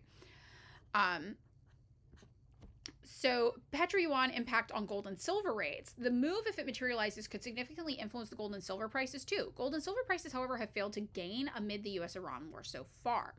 Inflation woes amid crude oil price spike have reduced rate cuts bets by the American Central Bank, weighing on gold prices. Meanwhile, silver has taken a backseat as investors fear macroeconomic uncertainty could derail industrial growth, reducing silver demand. Now, of course, we know we have fiat currency. So our currency is not dictated by the price of gold and silver. But some other currencies still are. They still are reliant on the price of gold and silver some places. So a shift from the petrodollar to the petro-yuan framework is expected to create market uncertainty. Due to this uncertainty, gold and silver prices are expected to rise on rising safe haven demand for the precious metals. Any shift from the US dollar to Chinese yuan in the oil trade is expected to put pressure on the US dollar in the currency market. In the wake of a sharp fall in the US dollar, inflation is expected to shoot up in a very short time, a situation that may force the US Fed to raise interest rates, leading to a liquidity crisis in the US economy. No, I am not Irish. Echoing similar views, PedoDollar of Enrich Money said gold and silver may see support during periods of currency uncertainty, as precious metals tend to benefit when confidence in the global monetary framework weakens. Okay, so this is a libertarian thing. Have you ever met a libertarian who's like, you gotta bury gold in your backyard, the dollar's gonna crash and we're all gonna be paying for things in gold? This is kind of the expansion of this idea. Precious metals tend to psychologically, people want to invest more in precious metals when confidence in the global monetary framework weakens. When people are like, this dollar, I'm realizing in this moment, this dollar is just a piece of paper and it doesn't actually mean anything if we don't believe it means anything, then they start to want to look for things that have what they perceive to be tangible value. Chapter 1 of Capital, when we read it, talking about how do you know this has tangible more value? What is the value inherently of a diamond or a pearl? Talking about commodity fetishism. These things just appear to have innate value, and it's based on the capitalist's ability to exchange value. So in that way, gold and silver actually are not more inherently valuable and stable on their own without the psychology of the global capitalist framework telling us their value. We know that from Chapter 1 of Capital. However, it doesn't stop libertarians from thinking that it does have more innate value, right, than just this piece of paper. And there are some circumstances in which trading them with other capitalist countries, they will have more value. And that's ultimately what it comes to in that way.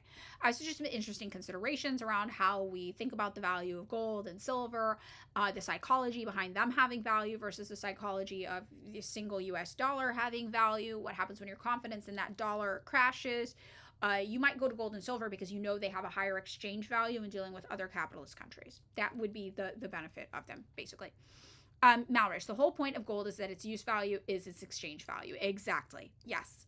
It has some use value, but yeah, mostly that's just what its purpose is. Exactly. So very, very interesting things for us to consider from a Marxist economic perspective as well, the psychology of these things. This money is just paper, but this gold is shiny, so it must be better. Kind of, ironically. Yes.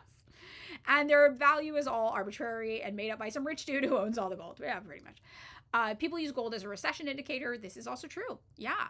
And it is because of your weird libertarian uncle contingency. The weird libertarian, who's like, you gotta bury gold in your backyard, hide it. And this is an actual psychological phenomenon that has real world market implications. So any decline in the US dollar's appeal and rise in inflation could also emerge as a headache for Donald Trump ahead of midterm elections in November, especially as affordability is a key election agenda. Amit Goel, chief global strategist at Pace 360, said any rise in inflation would be negative for Donald Trump's Republican Party candidates ahead of midterm. So Tehran wants to destabilize the US president in his own country without using a single piece of ammunition. However, the enriched money experts said that for a structural shift to take place, it would require mutual understanding and coordinated agreement among major energy producers, consuming nations, and global financial institutions. Without such coordination, unilateral moves towards alternative settlement currencies could create instability in trade settlement systems, shipping insurance mechanisms, and global clearing networks. BRICS angle you must know. Remember, Iran is a permanent BRICS member, participating in the group's efforts to foster economic cooperation among emerging markets. The bloc has been busy challenging the US-led PedoDollar framework, said Goel. The Pace 360 expert said that Tehran believes any move to challenge American dominance over global oil trade will receive support from Russia and Brazil as well. I'm confident it will receive support from Russia. China will definitely support a petro-yuan bid by Iran as it would strengthen Chinese might in the global oil trade. Okay, so I think this is a pretty good analysis of what is going on here. I think there's a lot we can learn from this. There's one more article, and this is from China. This is South China Morning Post. Now, wait, chat, do you guys remember, is South China Morning Post the one that's like kind of anti-China, anti-communist, but from China, or is that a different one? Oh, somebody could share the link to the current article. Yeah, I'll do that for you guys. I can look it up. I get South China Morning Post a little confused. That's the anti-China one. Okay, that's what I thought. Let me link you to this Live Mint one, which is surprisingly good. About this kind of impact. It's short, but I think it's good. I'll type it in. J4PUUAHR. Okay, so this is one we just did. It's a Hong Kong one. Yes, that's what I thought, by South China. Okay. So, all right. So what we're going to get here, this is a pro-capitalist kind of rag. I did remember this correctly. Oh, we need to use archive.ph. Let's see. Let's beat that paywall. Boom. Hold, please. All right, here we go. So, observers in China have reacted cautiously to reports that Iran may allow oil tankers through the Strait of Hormuz if the trade is conducted in Chinese yuan, citing operational feasibility limits and security risks. I think also it's important to note China is not trying to go to war. And you really have to understand that. Every time you look at what they've got going, they are not trying to go to war. So, while I might think that they have military dominance over the United States and that they would crush us in a war, and they have growing influence and the American empire is on the decline, China doesn't want to test that. They're not ready to do anything that might cause the United States to lash out at them too. And the rest of the world is starting to regard the United States, I believe, the same way that Jeffrey Sachs started to regard the United States after he retired from his positions working in the U.S. government and in the EU governments and the UN, right? Which is the United States' international child lashing out at everything, and I think the rest of the world is really starting to see that, and they're trying not to piss off Donald Trump. So Maurer says South China Morning Post does seem to report critically on specifically NED, so it might be a regular center-right publication rather than a fully infiltrated organization. Could be wrong. Okay, that's really interesting. Yeah. So South China Morning Post, an interesting one. I remembered, it was like, I do remember something about them being interesting, but I couldn't remember it exactly. You looked up China News the other day, and Epoch Times was the first result. That one famously led by the anti-Chinese religious cult. Falun Gong. Owned by Alibaba, the capitalists own it. Okay, thanks, chat, for doing the research for me, so we don't have to do this right now. Yeah. So, they're capitalists, pro-capitalist, right? While the plan could symbolically advance the use of Chinese currency, its implementation would face security and feasibility challenges that could strain China-U.S. ties. So this is, to me, the biggest reason. They're not trying to start a fight. They're not trying to pick a fight. The Strait of Hormuz, one of the world's most critical oil shipping lanes, has been largely shut since late last month after multiple attacks on ships as the U.S.-Israel war in Iran intensifies. Iran earlier officially denied a full closure but restricted passage for U.S. and Israel-linked ships. Iranian drones and military are believed to be targeting tankers in the Strait and the Persian Gulf, both as retaliation and for economic leverage. Iran's new supreme leader has vowed to maintain the blockade. And again, they always talk about this, like the supreme leader. They don't talk about the rest of the government. It's very, very weird. The level of blocking the Strait of Hormuz must definitely be used. Mojtaba Khamenei said on Thursday. Is that the correct pronunciation of the new Khamenei? Mojtaba? Anybody? In his first statement in the new role, the strategic waterway carries about a fifth of the global oil shipments.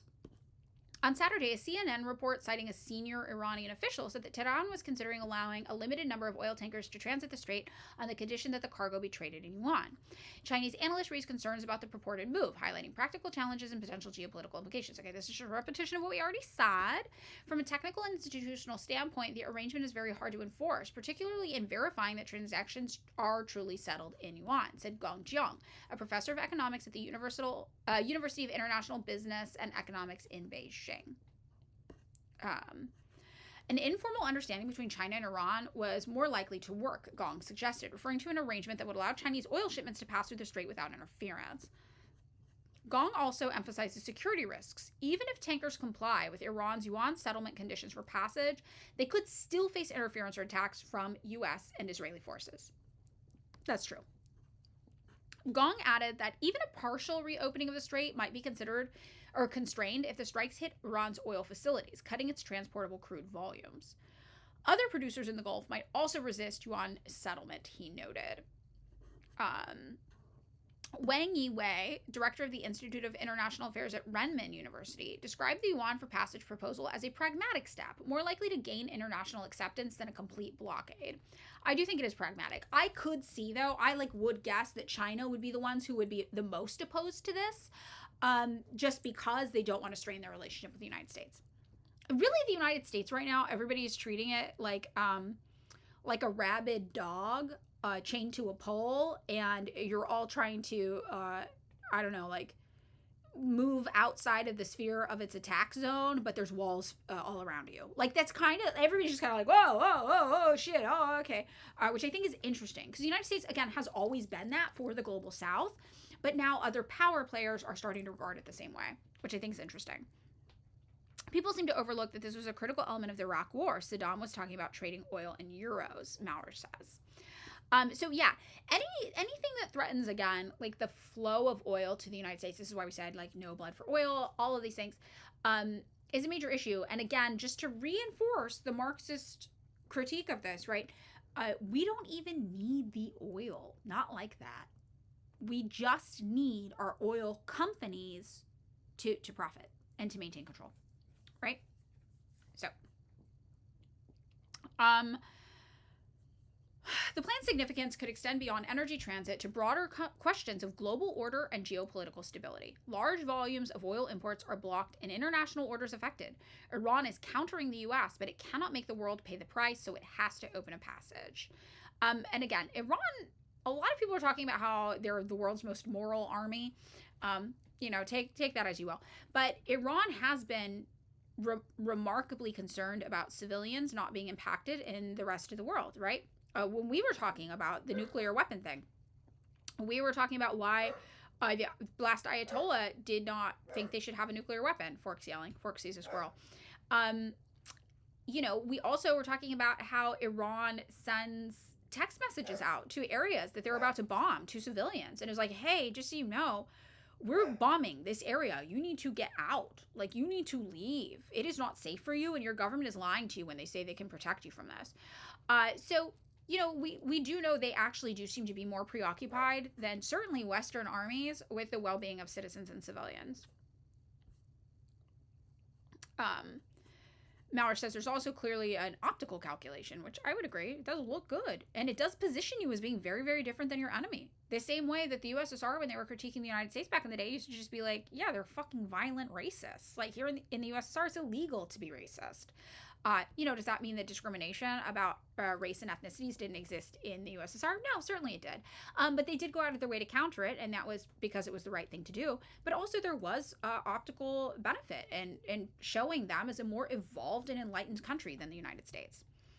Iran has not bombed a single school in Israel or the Gulf. Seems like it's really not that hard at all, says Masuva. Yep. So, Wang added, the U.S. was likely to closely monitor any use of the yuan in Middle East oil settlements. He said this posed challenges for both China-U.S. relations and the global energy market. How to find a balance in the future will test the diplomatic and operational skills of all parties involved. A foreign affairs expert close to China's central government, speaking anonymously due to the topic's sensitivity, contrasted the proposal's limited symbolic boost to the yuan with risks of politicized pushback. And this is really what I was talking about. Politicized pushback, yeah. They're like, this doesn't actually have that much practical benefit for us, but could get us into shit with the United States. Yeah, in the USA, you get punished for being anti-racist. Marxist gamer zero, so true.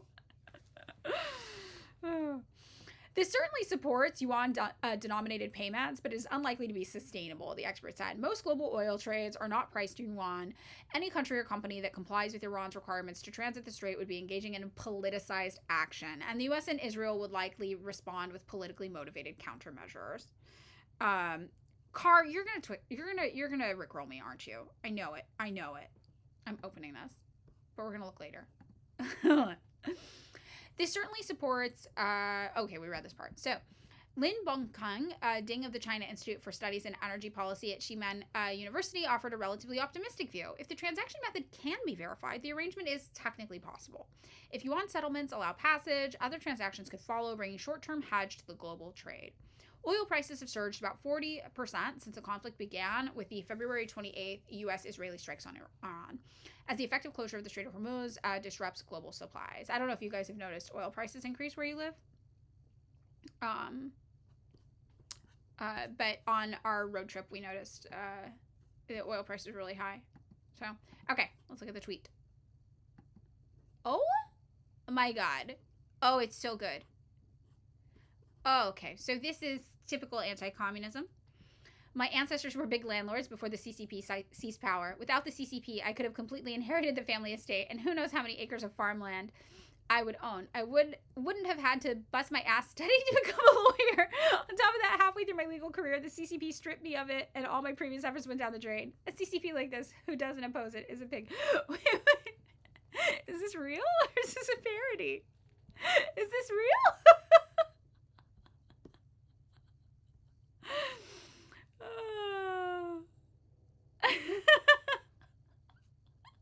They're doing the thing. It's so funny. Wow, this was great, Car. Great find. Really, really solid find. Liked.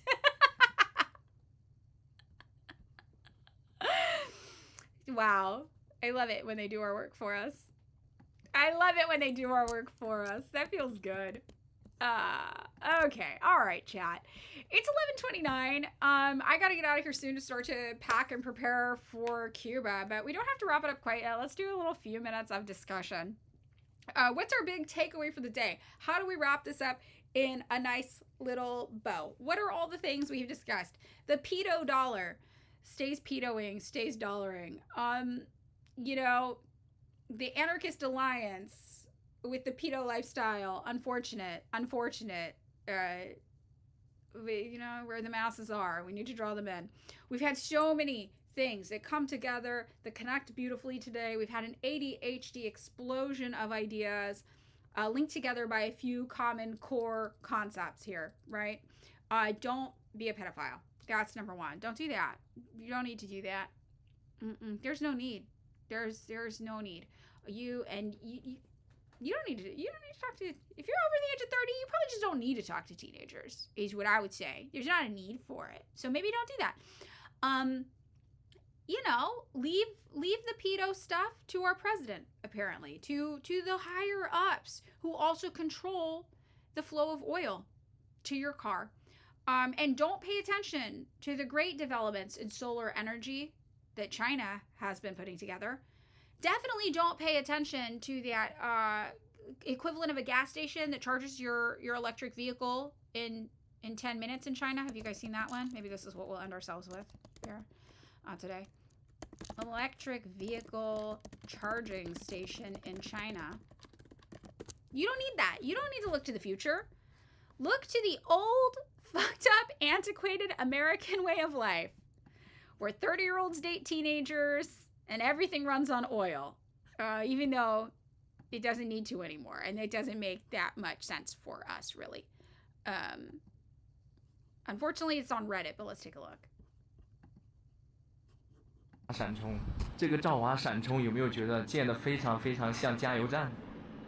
而且这个充电桩的形式也是一样的，它是这种直接这样提起来的，然后两边一排这样，真的这个形式真的有点像那个加油站了。哇，整体下来非常帅。它是从这边进，然后充满了之后呢，绕一圈从那边掉头，然后再出去。然后这个旁边呢，它是有一个这个咖啡店，然后小超市。天呐，兄弟们，你们敢想吗？这个兆瓦闪充它是免费可以用1年的时间。刚刚有个车主在那里充电，我跟他聊了一会儿，他说你这个电池要保持非常低的状态才有可。You know what someone said? We do have those in America, some places, for Teslas, I think. They're not happening in my neighborhood, though. That's for sure. Okay, if we have time before we go, Make It Queer says, please check out and show a bit of a Festa de Avante for everyone who wants to come. Here's a great video. It's all built by us and the Communist Party. Cool, let's take a look. That would be awesome. A better world is possible is what we're really getting at here. And the communists want to give you the better world. We want to give you the better world all the way around, you know? So let's see what our European comrades are up to.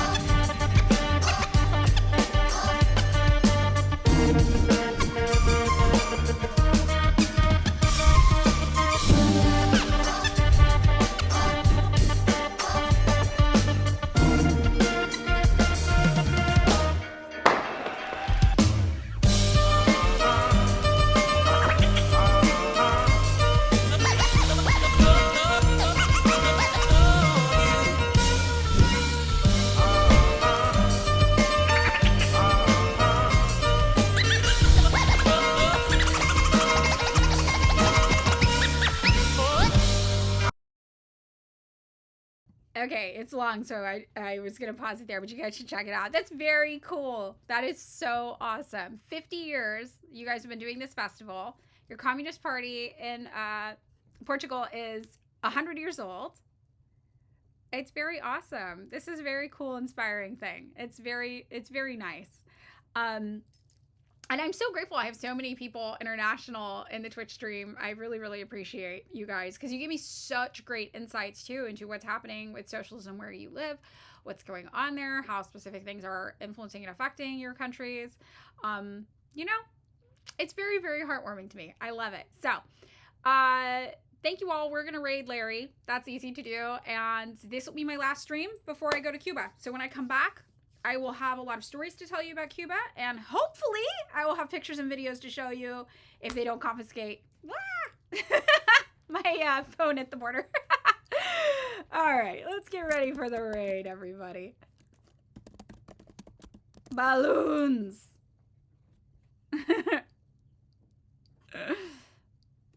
Is it working? Free Cuba. What is the phrase? Hasta la victoria siempre? Is that what it is? Onward towards victory always? If I remember correctly. Maybe it's wrong. End the blockade! Okay. Raiding now.